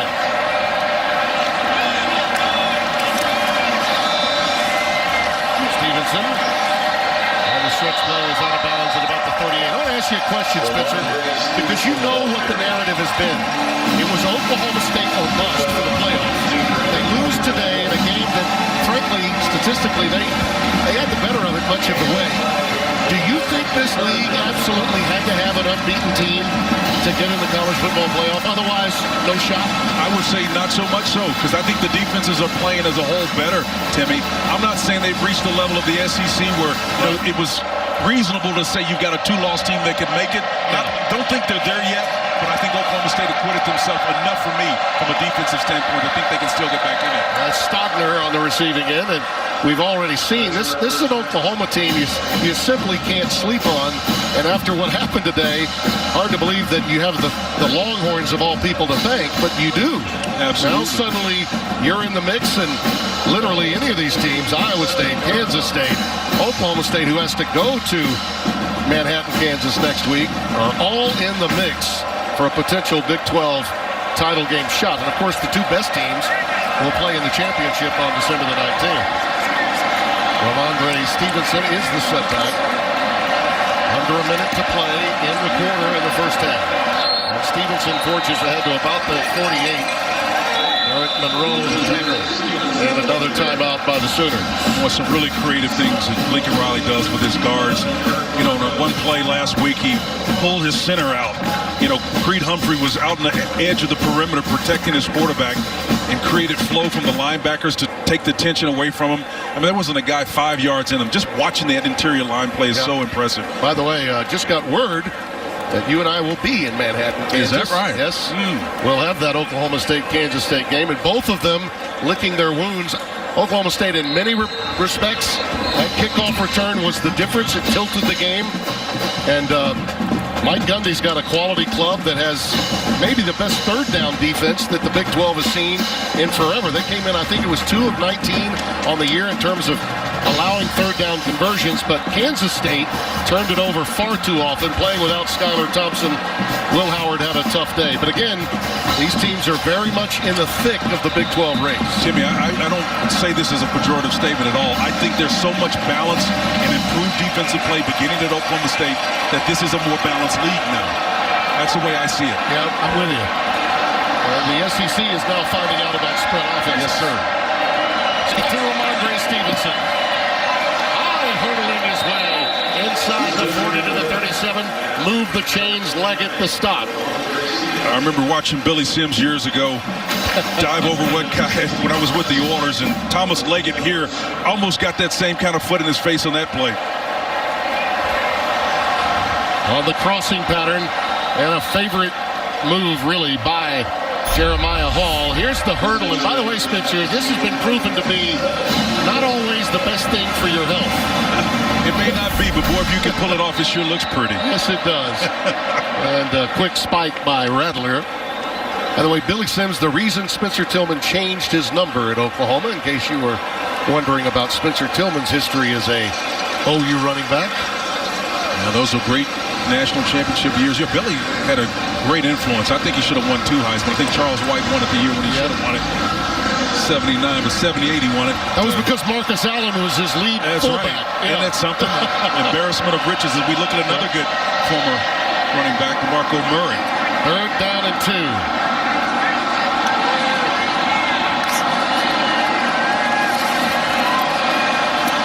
A quick curl. It's caught by Weiss.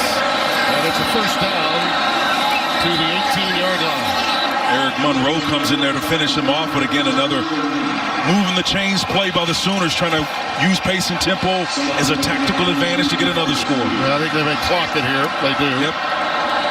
And give Burkett a chance to perhaps add 3 to the tote board here, where hanging 50 can almost happen in a half. Texas Tech not in a good mood. How about that? Speaking of numbers, Spencer was number 34. High stepping. I believe it was Frank Broyles that said, and his feet, Keith, they're like pistons. They're like pistons, Tillman. He can run, and he can run hard with a muddy field. That's what makes him so special. Number 34, Tillman. Here's the kick from Burkett, and it's good. That was Broyles, not Keith, by the way. But you look at those thighs, Keith. And he's only a sophomore. Lincoln popped up to get the 3 before the intermission. Coming up in Los Angeles, let's take you to Rob Stone and all those guys that have won Heisman's for the State Farm halftime show. How do you do?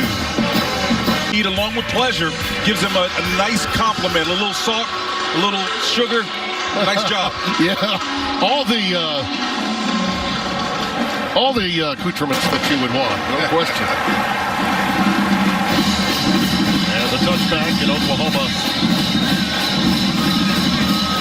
will have it. Spencer Rattler makes his way back out. And as we mentioned at the top, 18 of 26, 259, a couple of touchdowns, and his the swagger factor. And that was something Lincoln Riley talked to us a great deal. He said the part of him that really reminds him of Baker Mayfield is the way he carries himself, the confidence. But now, Spencer, with all of the weaponry that has returned, and especially with number 29 in that backfield with him, I think he's got even more confidence. He's oozing with it. That pass incomplete. Stockner, the intended receiver. And Monroe back there defending. But to your point, Tim, again, you have to go back of what and underscore what the run game does to his ability to pass the football.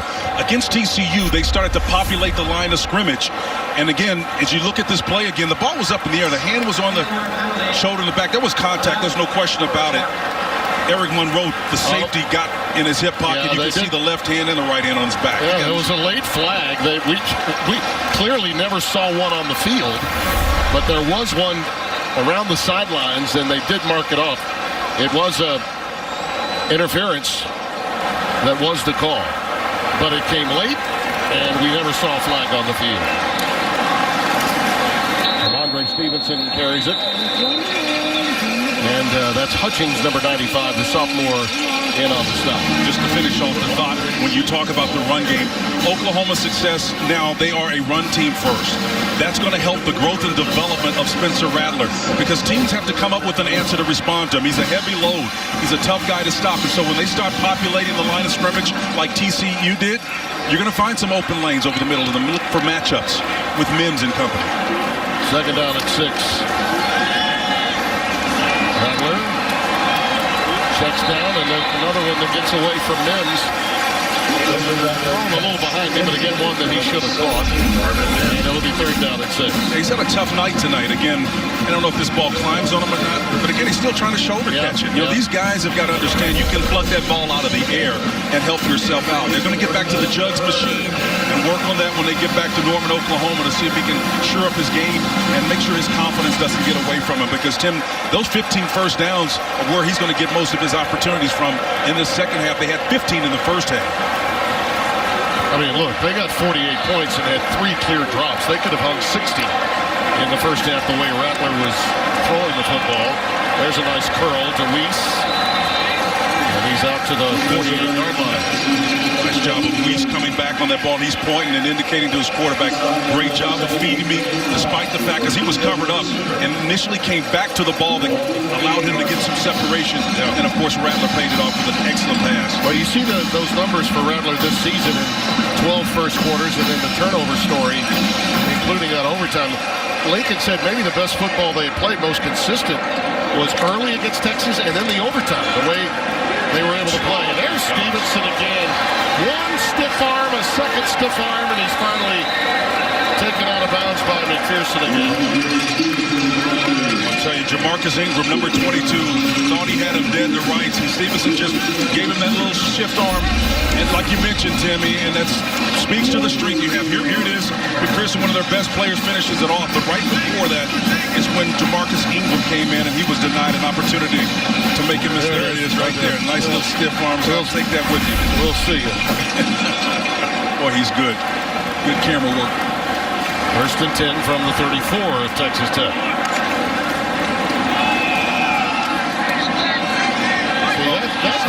This is a run, Spencer. I understand the Lindell White, but that looks just like a smaller version of Marcus Dupree to me. Yeah, I don't disagree with you. I'm just saying, from a heavy inside runner, he does kind of remind you of Lindell a little bit. But that looks like Marcus Dupree.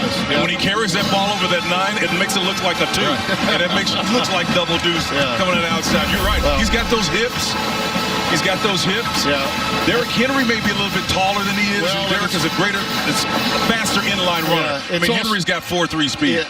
He's also more current. We're a lot older than Leinart and Bush and those guys. They may not even remember Marcus Dupree.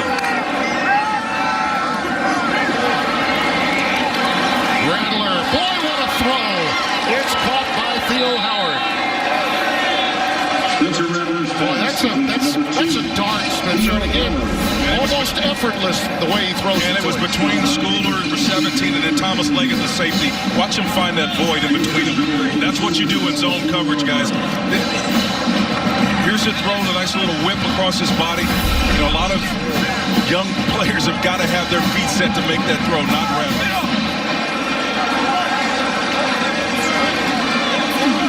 First and goal from the 4. Sooners with more of the same to open the second half.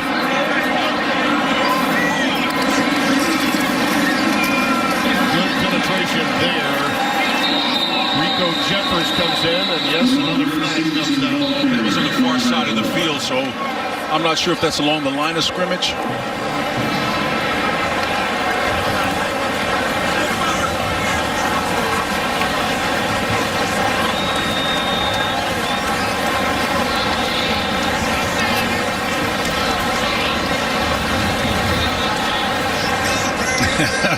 Boy, these pregnant pauses are something special, aren't they? Big Swole, tell us what it is, big boy. Illegal formation, more than 4 in the backfield. Yep, that's what. Offense, that penalty is declined. Second down. By the way, something, Spencer, that Mike Herrera put out this week on his tape is what's been happening with these tackles when they get behind the line of scrimmage. When they set up, it's almost been a gift. They haven't made that call here. In other leagues, you see it all the time, particularly in the SEC, where the right and left tackle almost have a V shape to the line of scrimmage. Yeah, I saw that in Mike's tape. Yep. There's an example of it there. You see 59. There's a little dump off that goes to Ramondre. He gets it inside the 5-yard line. Well, to finish your thought, you got to have 7 on the line of scrimmage. If you've got 4 technically in that backfield, they're going to catch you on that every time. But you're right. A lot of times when guys are trying to deal with pass rush, Tim, those tackles will get almost behind the tail end of the center. And clearly they're defined by the definition off the ball. They're technically in the backfield. Yeah, Adrian Ely, 59. Just on occasion, you might see that right foot of his off the line of scrimmage, and maybe even the body to some extent behind where the actual line is. And they'll call it sometimes, and sometimes they don't. Mikey Henderson. Hello. Touchdown. number 3 gets into the scoring column. The freshman from Ranch View, Texas.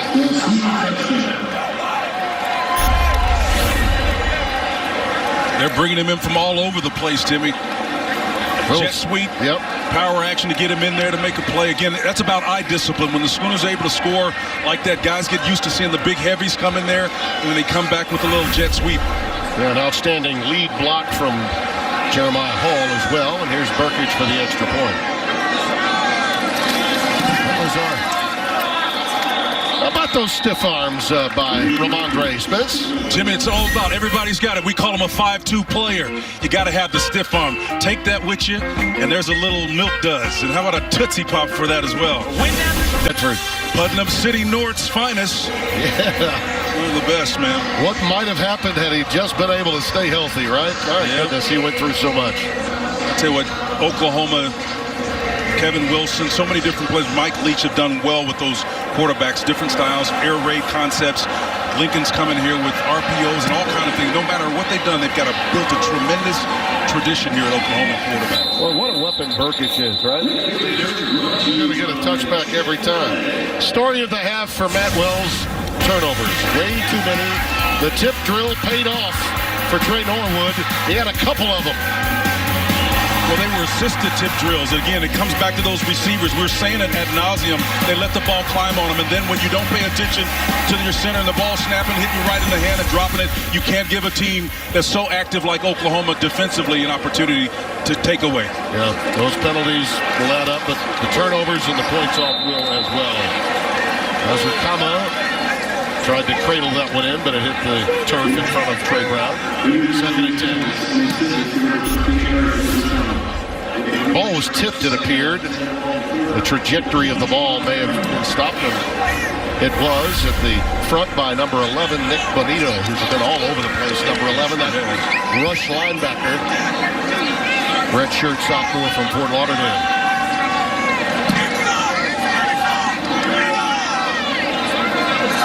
Taj Brooks is in the backfield. You know, in a lot of ways, Matt Wells is coaching really for the rest of this season here in the second half. That's Jalen Polk on the receiving end. Oh, excuse me, 82, Keyshawn Carter, 82, not 12, on the receiving end of that pass. Trey Norwood had him. It just missed him, you know. Open field tackle. He had to travel a long way to make the play. Yep. But he had him, just came up short. 3rd down and 2. Pressure again. Unloading it down the sidelines. Tipped in the air again. And intercepted one more time. Woody Washington. I think that's going to come back to him because Nick Bonito, the rush in, was offsides on that play. There is a little yellow hanky back at the 32. Movement up front, up top, and they're going to get number 11, I think. Offside. He just hit the helmet and popped into the air. Watch Defense. this. Yep. That 5-yard penalty. Off the helmet of Pat Fields. Pat did an excellent job technique-wise by looking back to identify the ball. We've seen a couple times a day in crucial games. Here's the top of the frame. Here's, you see number 11 kind of gets on that M and goes upfield. That's what got him. So a break for Texas Tech. They retain possession. Brooks, not much. Boy, is Stone right at the line of scrimmage. Backed up, actually, to the 36-yard line.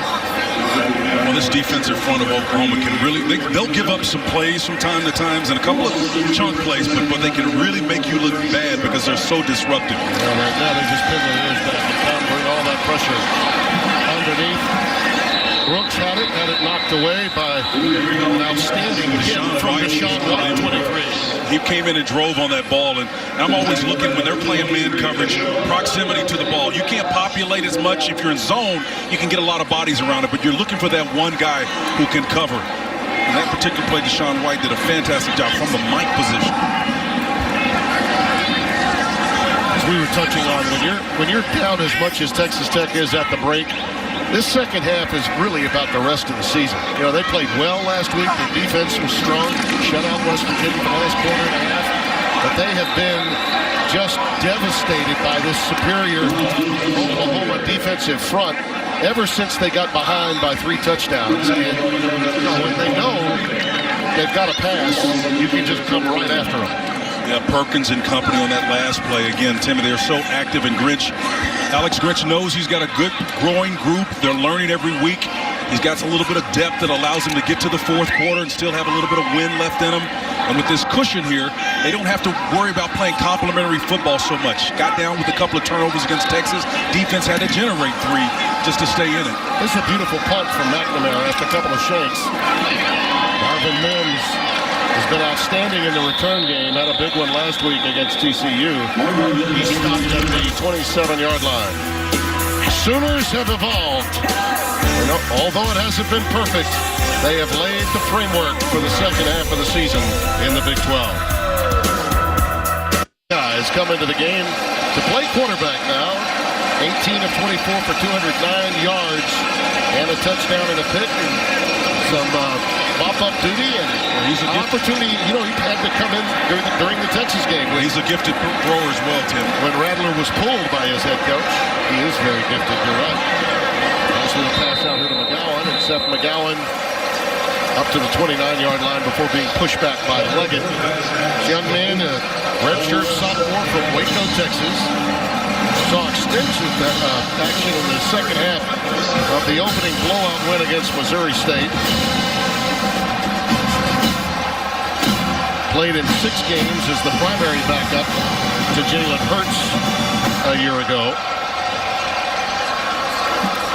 And had a wonderful high school career. Threw for just under 5,000 yards, 51 touchdowns and 13 picks. Take a shot here, Timmy, fast. A little flooded. And here comes Brian Darby, number 16, the freshman from College Station, out of A&M Consolidated High. And they'll move the chains with another first down. So we close the books on Spencer Rattler and Spencer T. I think he's going to remember this. As you like to talk about inflection points, seminal moments in a young man's career. I think tonight a lot came to fruition for him that he'll be able to recall as the season moves forward. I think the run game, again, I'm going to say it because that's really been the catalytic part of this offense. Stevenson's return allowed him to become the quarterback he needs to be successful. Yep, Theo Howard with the catch. And he was on the ground. He thought for a moment he was in the pros. Without contact, he wanted to get more yards. But he was down at the 44-yard line. Talking to Lincoln Riley, he told us, I said, hey, Lincoln, what is it about this offense where it fades at the end of the game? He says, look, that's just kind of who we are. You know, it's what our personality is right now. We don't want to be that way. But when we get our run game back, that should change. And tonight, I think, was a microcosm of that. It certainly changed in a hurry. McGowan changing direction. How about that?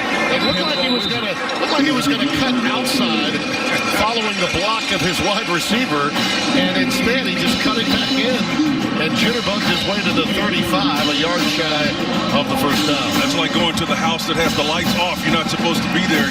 Or say, man, get away, I don't have any candy over there. And you hightail it out there. He was a pinball wizard on that play. I just kept knocking on the door until someone showed up. 2nd and 1. Never say no, Brando. Mordecai will run for the first down. Mordecai showing you some wheels there. Got to the outside, and, you know, again, when you can come in under these circumstances, you can play loose, you can play at a high level and ride the momentum. And Lincoln, you can just tell by his body language, he's not letting up. He's running his offense. He's trying to get these guys to grow up in a hurry, and he's calling his offense. Well, given what's ahead for Oklahoma, in so many respects, this is exactly what the doctor ordered before they get Kansas a bye week and then Bedlam. You know, that's going to be their next really big matchup on November the 21st. Give these guys as much action as you can. And irrespective of what happened to Oklahoma State today, they are a much improved team, and their defense, I think, is going to perhaps pose some problems. Now, again, Oklahoma's run game kind of levels the playing field a little bit and gives them a little bit more added advantage going into that one. This is not the same Oklahoma team that even played last week. No, they're totally different. Totally different. And they've done this without Charleston Rambo. Remember that.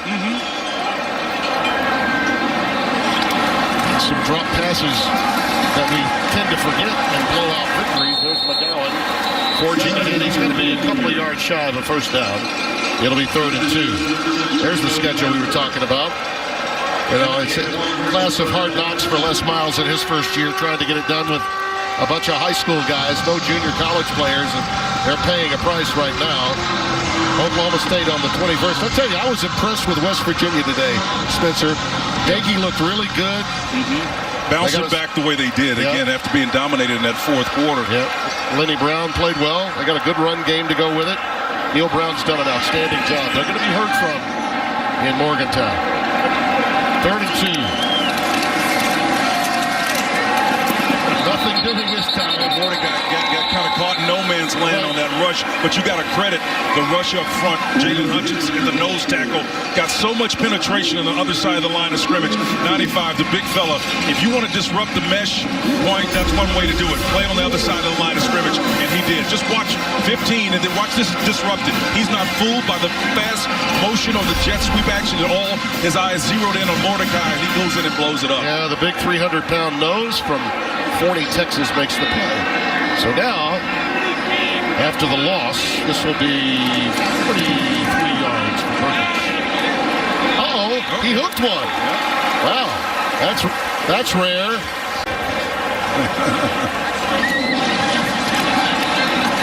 Here's Chadarius Townsend, the Alabama transfer, had a couple of really good runs in the second quarter when he came into the game. He's just a fun guy to watch. He's a speed merchant, man. Again, I love to see these guys who were relegated to special teams, and that can happen to you in Alabama where they've got a sea of talent coming in there, and he's got a chance to find a way to contribute to this ball club. You know, you made an excellent point about the way they're handling Henry Columbia. This is just his second start. He was recruited to Utah State by this staff, by Matt Wells and David Gustin. You know, you're right. Those turnovers were unfortunate and not his fault. And they're hanging with him. As you see Townsend toning it again, about a yard shy of the first down. Asamoah with the tackle.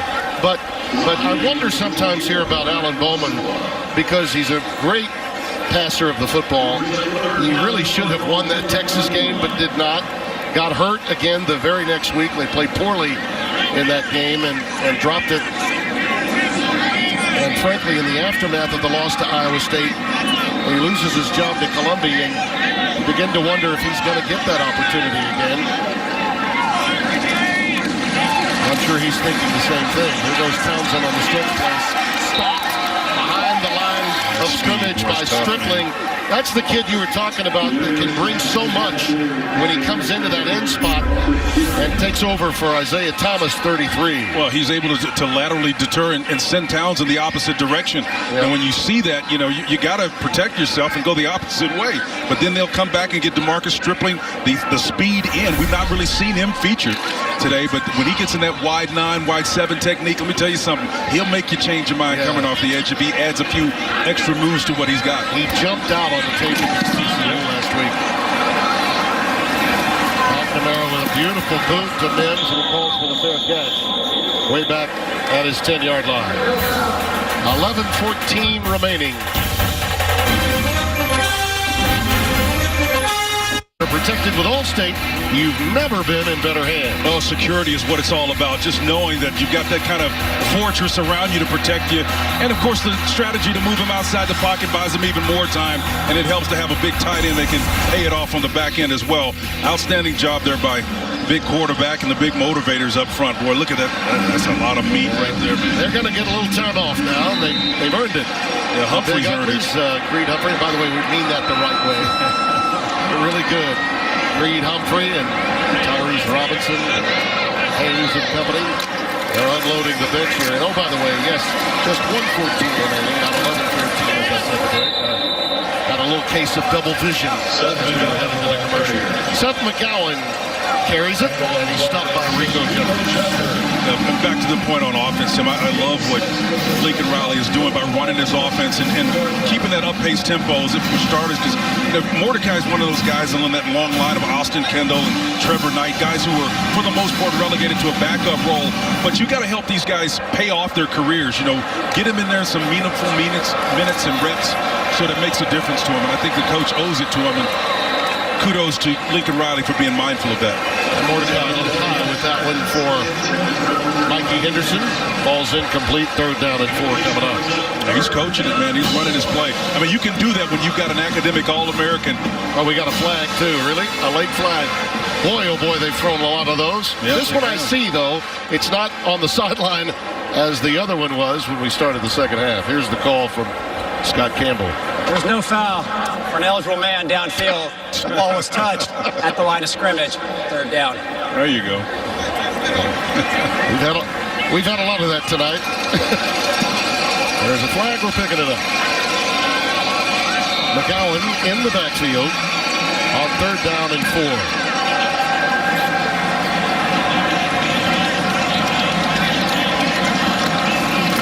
Tackle Spencer, that's what we're talking about. He's leaning back. Yeah, he's off the line of scrimmage. That pass is incomplete. Now, granted, I mean, he's a backup, but it's Bray Walker, number 70. And again, point of emphasis from the one and only Mike Pereira on his tape this week is I don't know. He said, I don't know why they're not calling this because it's happening all the time. And he specifically said it's happening all the time in this league. Well, you know what? When coaches draw their attention to it, they usually do something about it because it's easy to sort out and spot. Yeah, well, I await the barrage of hate tweets coming from Oklahoma fans. Gunshaw punts it away, and Adrian Fry will let this one drop, and it takes a bounce the wrong way for Oklahoma. Texas Tech will have it in good field position. Next weekend, Pac-12 football returns. Arizona State takes on USC. A little brunch with Big Noon in the Pacific time zone. Arizona State and USC are over on FS1. Big Ten heavyweight Michigan battles Indiana. Both of those games are next Saturday morning, noon Eastern on Fox and FS1. And as always, streaming live on the Fox Sports app. Enjoyed the Big Noon show today. It was really good. A lot of nice interchange between Coach Meyer and company. Really took us to school today. They did. 9 a.m. Pacific time next week. Stepping up in the pocket here, Columbia decides to tuck it and run.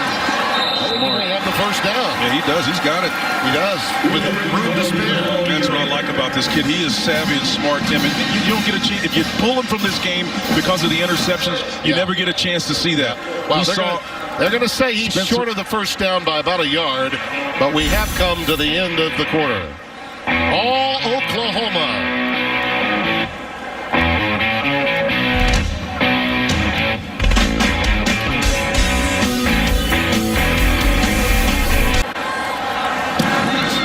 We open play here in the 4th quarter. There's a low snap. Taj Brooks is going to... That one's gone to Ezukama. There was a play fake, and Ezukama was the intended receiver on the 3rd and 1. That was a little bit too high for him to handle that. So 2nd down, they decided to go for a little something. I don't mind that. That's a pretty good idea. But 3rd down and 1 coming up now. Trying to go tempo, too, with Taj Brooks in the backfield. I think he might have it this time. Got to the 35-yard line before being pushed back. Good call, good play. Utilizing that jet sweep to test the eye discipline of those defenders and then just go hand it off inside to the young freshman. Little pump fake here from... And then the pass that is high-pointed by Azukama. And another flag is down as Easy, as they like to call him, hauled that one in. We'll check the marker. Mordecai.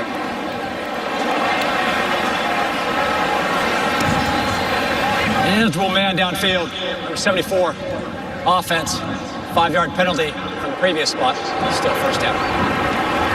Will Farrar, the guilty party, who's in for some action here in the game. He backs up Deaton. Will also play some guard from time to time. Well, you almost can say it wasn't his fault. You know, Columbia turned that into an RPO in real time. Weston Wright is also down, the left guard. Sophomore from New Brownsville, Texas. And I think we're saying some of the same things about Rattler tonight we were saying about Mahomes when he was here. He just did not have at that time. time as Ezekama makes that catch. He did not have the supporting cast that Rattler has necessarily. I think the point about Oklahoma, on offense in particular, the kids are in charge now, Tim. That's the truth of it. And Oklahoma's not used to being in that situation. I think the fans are not used to being in it. But tonight he saw what one piece can do to accelerate the place that we're used to seeing Oklahoma can be. Absolutely. Ramondre Stevenson made all the difference in the world in the balance to this offense for Spencer Rattler. And that's even with a number of drops by his receivers. Not a banner night for Mims, by example, after the week he had last week. This is going to be a procedure call on Texas Tech now. And pre-snap. Yep. These guys have got to be disciplined and play for the full 60. Prior to the snap, false start, number 76, offense, 5-yard penalty, still second down. It's going to happen when you bring some freshmen in. And by the way, to Lincoln Riley's credit, he decided to sort of put up the white flag and bring all of his backups into the game. So given that fact, Matt Wells has done the same thing, and you'll see this move by the right tackle. Yeah, and look at the left tackle, too. I mean, they're so far off the ball, to your point, that was made earlier, Tim.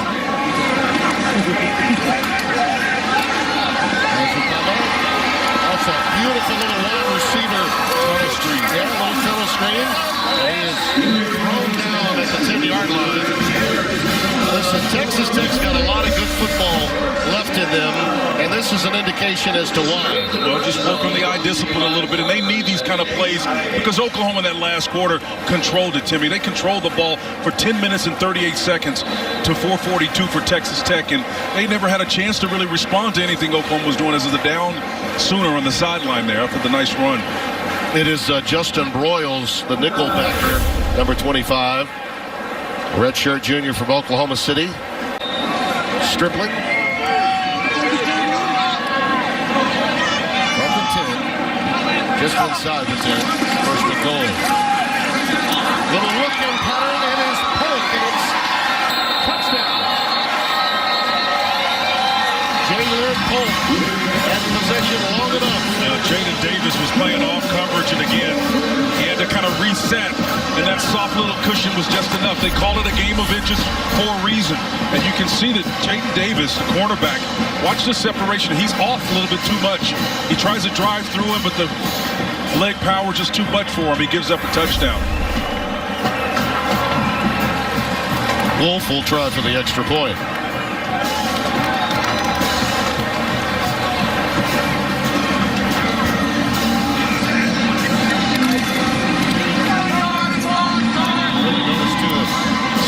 Defensively, we're not going to give up on that play. They were trying to wrest the ball away from Polk, but he did pierce the end line and get credit for the touchdown.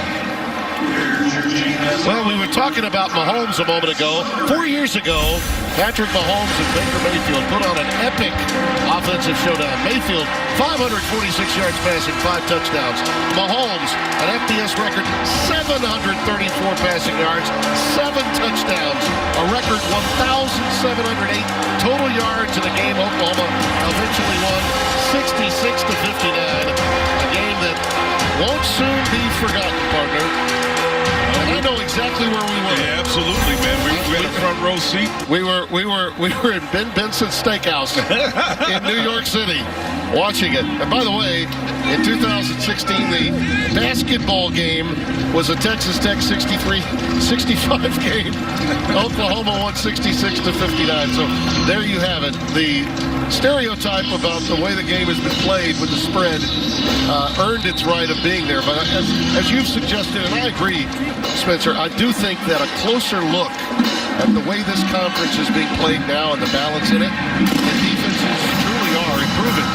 And again, it's probably the first time in over maybe 20 years or more, certainly since the Big 12 Conference inception, where you say that the defense is driving its identity. Maybe not to the same level as offense, but in terms of improvement year over year, that's what we've seen mainly because of the youth at Oklahoma and in other places, transition, new coaches coming in. It's the defense that's defining it.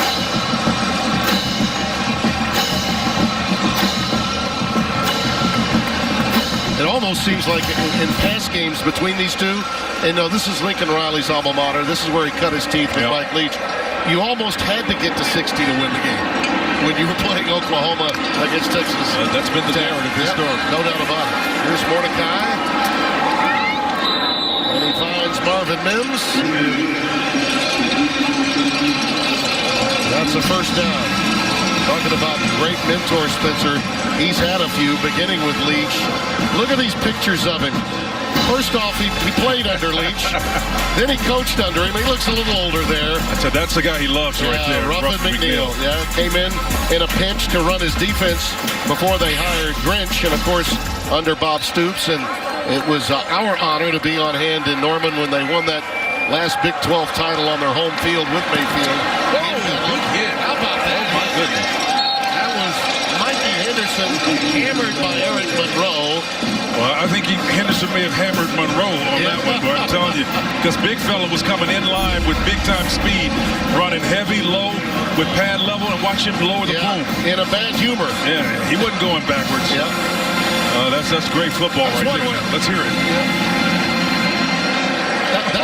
That's one where the defender has to get up and start shaking his head. Oh, I'm good. That's called putting it in your watch pocket. Yeah.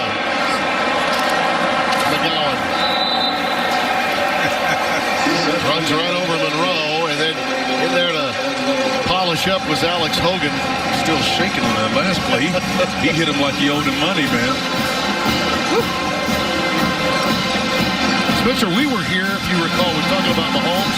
We were here for that game against Texas that was such a shootout. Oh, yeah. And, oh, my, did Mahomes put on a show that day. Man, he was, those arm flicks and those cross body passes, he was throwing them left and right. Now he owns a Super Bowl ring. MVP on it. How about that? And a lifetime contract. Yep. Mordecai underneath to Mims. Under the 41-yard line. That's a first down. He's spending all of his free time meeting with Troy Aikman virtually. Right before those games that he and Joe get to call. I think he's got some nuptials coming up pretty soon, if I'm not mistaken. Patrick. Yeah. Mahomes does.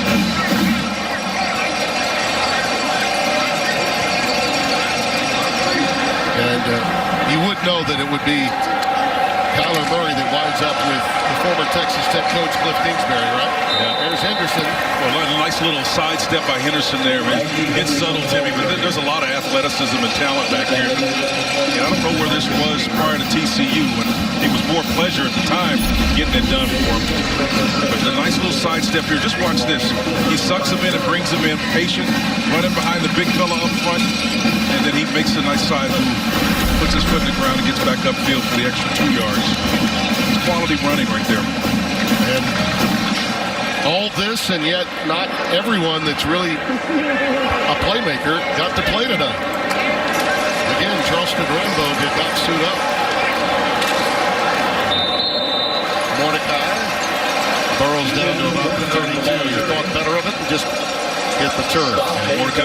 Tanner's got to be careful about sliding first with his feet in those situations, because let me tell you, these active Texas Tech Red Raider players are playing defense. There's DeMarco Murray right there. There was Cowboy, and rushed over 7,000 at the next level, 3,600 at Oklahoma. Actually broke into the college ranks with Kevin Sumlin at Arizona. Stayed there a year and then came over to Oklahoma. His backs are acquitting themselves well tonight. Yes, they are. McGowan staying alive, turning those legs. Another first down to 26. You're talking about guys who had sweet skill set, Timmy. That guy right there had big-time speed. Oh, yeah. Sprinter speed. I know he hurt his knee in that final year of high school when he came to Oklahoma. He's kind of got that run-straight style, but I'm telling you, man, he's still legitimate 4-3 on the big end, and never caught that guy from behind. Was a threat also in the punt return game, and just a fun guy to be around. There's some of the products that he's been producing and nurturing them. You know, when you get a guy that's been relatively in the league, relatively close period of time, these guys identify with him. They remember when he played the game, and he's able to relate to him on a totally different level. Henderson again. Up the first down. Puts the foot in the ground against another 4 or 5 before being tossed to the ground. Body language, leaning forward to finish. He got an additional 3 yards, Tim, after that contact near the end of the run, and leaning forward. That seems like it doesn't matter a lot, but man, I'm telling you, coaches love to salivate on those points.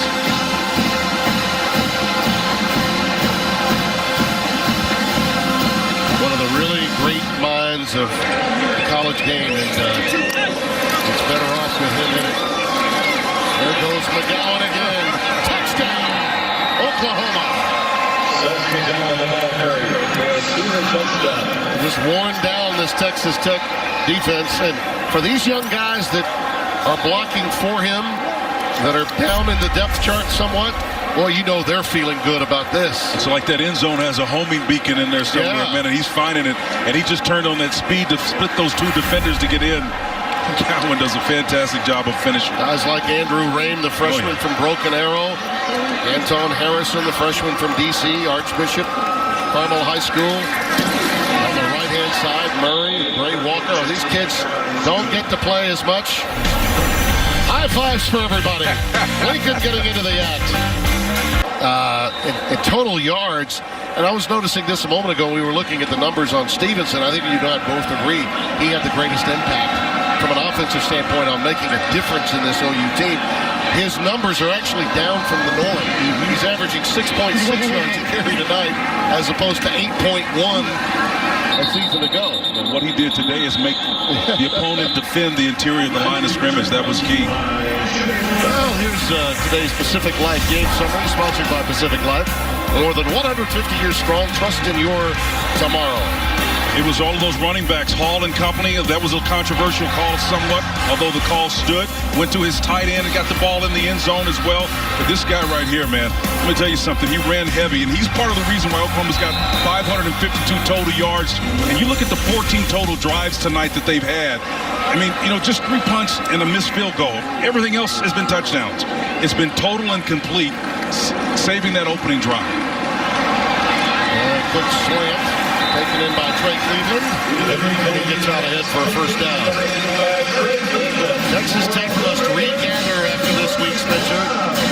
They're at TCU. That's no walk in the park. Gary Patterson's team has been struggling some offensively, and they play Baylor.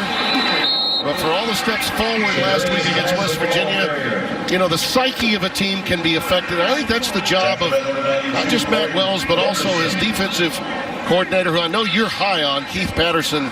Those two had a lot of positive things to feel coming into this game based on their performance against West Virginia. But again, in college football, and particularly in the COVID era, from week to week, you just don't know what you're going to get. Well, you spend all week preparing, and you know that they've got a back in Pledger that's decent, but you weren't expecting him to be the out-pitch guy, much less the guy who's been on the sideline for half the year.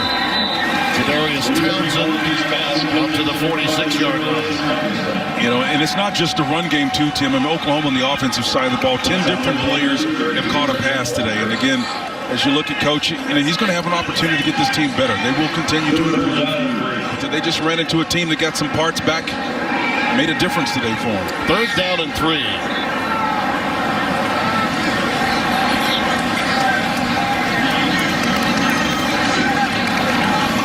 Remains the setback. They go trips out to the top of your screen. Ball run here. Yeah. Columbia can do that.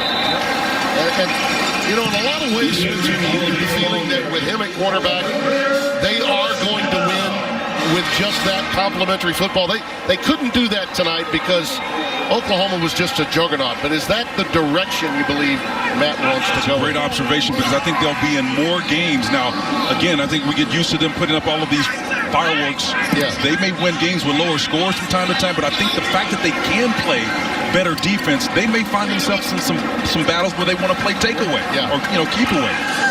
And they can do that on defense now. Let's face it, that's what's happened.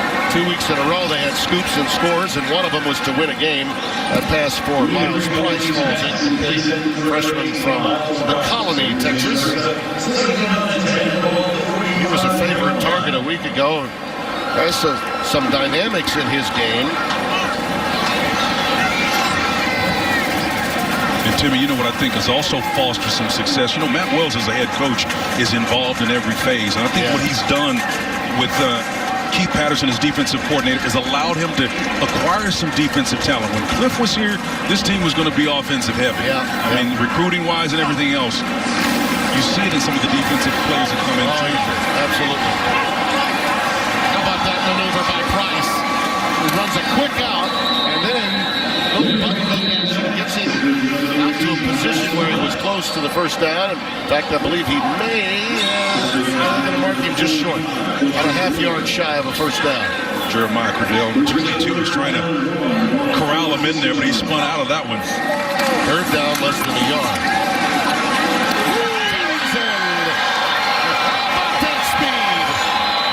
The former Alabama running back takes it in for a touchdown. Jimmy, he runs by you so fast, he'll snap your paint job off your helmet. That guy right there's got some speed, man. Oh, man. Oh, my. Remember, no Xavier White tonight. He was out injured. Sir Roderick Thompson really playing with bruised ribs. So this guy, along with Taj Brooks, have had to tote the mail most of the evening. Chidarius has some big ups, and this helps them in terms of moving forward and getting ready for next week.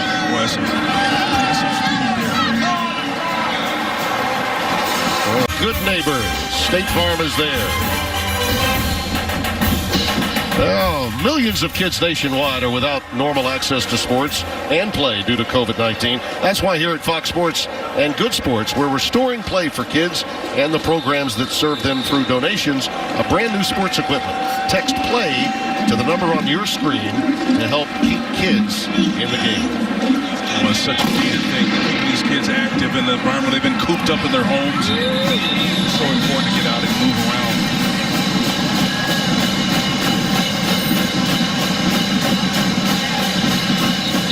Chandler Morris is going to get a little playing time.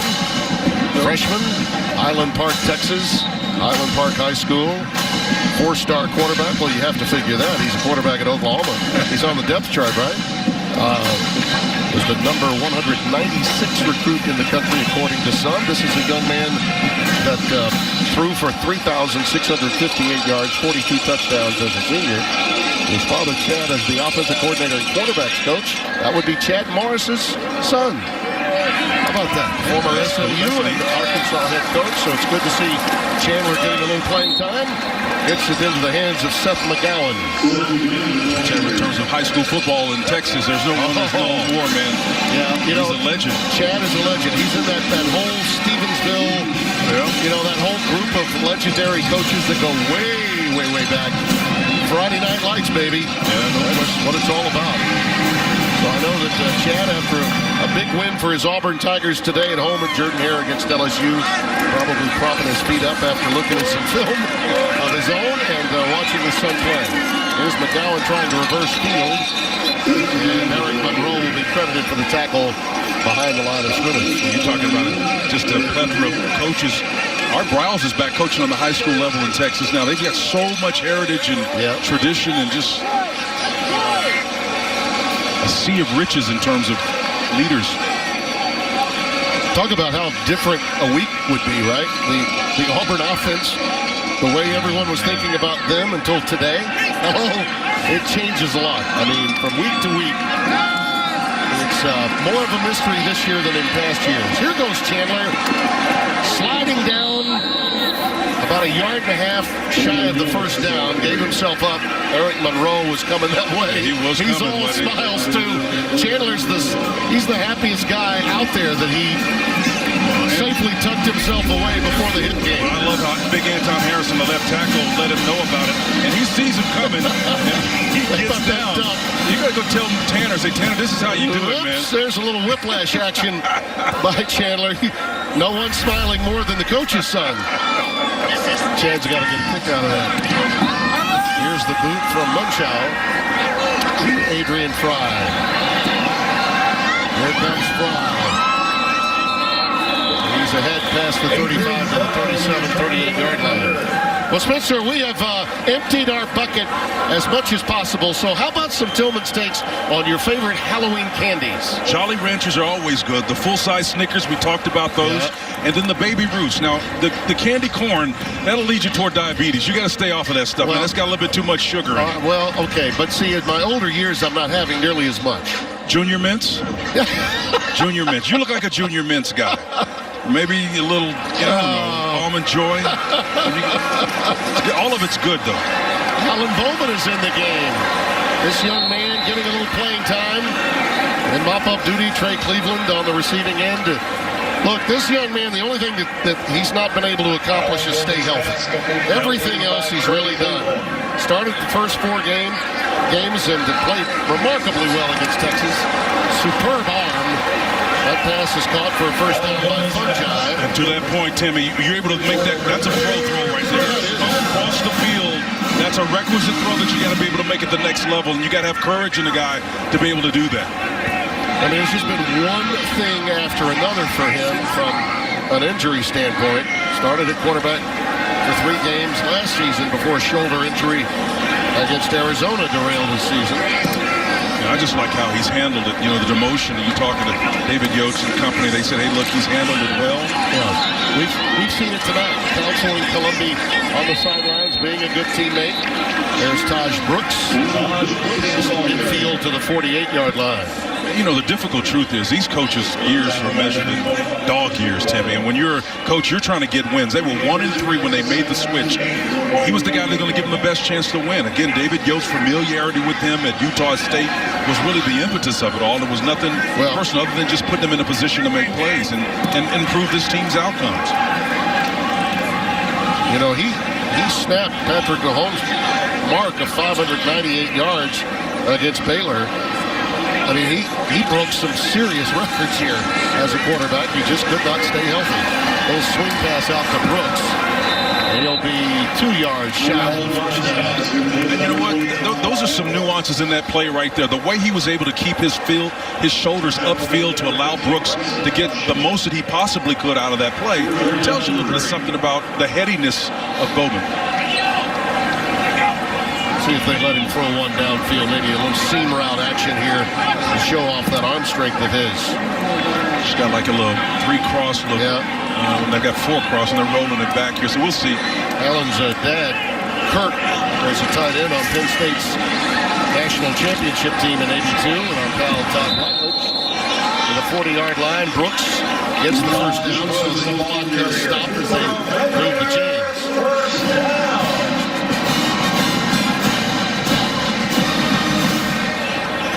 I don't know that Todd threw to his dad that often, though. Maybe a little bit more of a blocking tight end back in the day with the black shoes and white crews that Penn State sported back in yesteryear.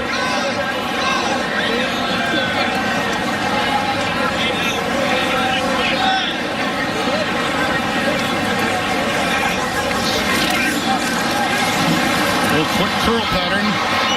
And it's Fungi again. Inside the 20 down to the 18, and time winds down, and that will put it away. Oklahoma with a resounding victory tonight on the road here in Lubbock. And for Lincoln Riley, getting to 4-2 never felt better, and particularly when looking ahead with the kind of talent that is now back on the field of play, prospects are very good for the so-called second half of what has been a shortened season. Timmy, they say no plan. We're going to come back and wrap this one up, talk more about what happened today and what will be happening next week. Stay right where you are. 62-28 our final. We'll be back to wrap it up right after this. I promise Spencer will get to say something. The Fox Sports app. Well, Spencer, today we saw the unscathed go down, and Oklahoma sent a message. Yep, no question about it. Ramondre Stevenson's return really helped Spencer Rattler. 206 yards on the ground. That was significant. And the Pandora's box on winning this title is wide open moving forward in the Big 12. Our many thanks to Brett Bender, our spotter, our content coordinator, Scott Alexander. Tonight's game produced by Jake Jolivet. Dustin Tenney was our director. For them, our entire crew, and Spencer Tillman, the new grandfather. This is Tim Brando saying so long from Lubbock, Texas. Oklahoma wins over Texas Tech. We'll see you next week in Manhattan, Kansas.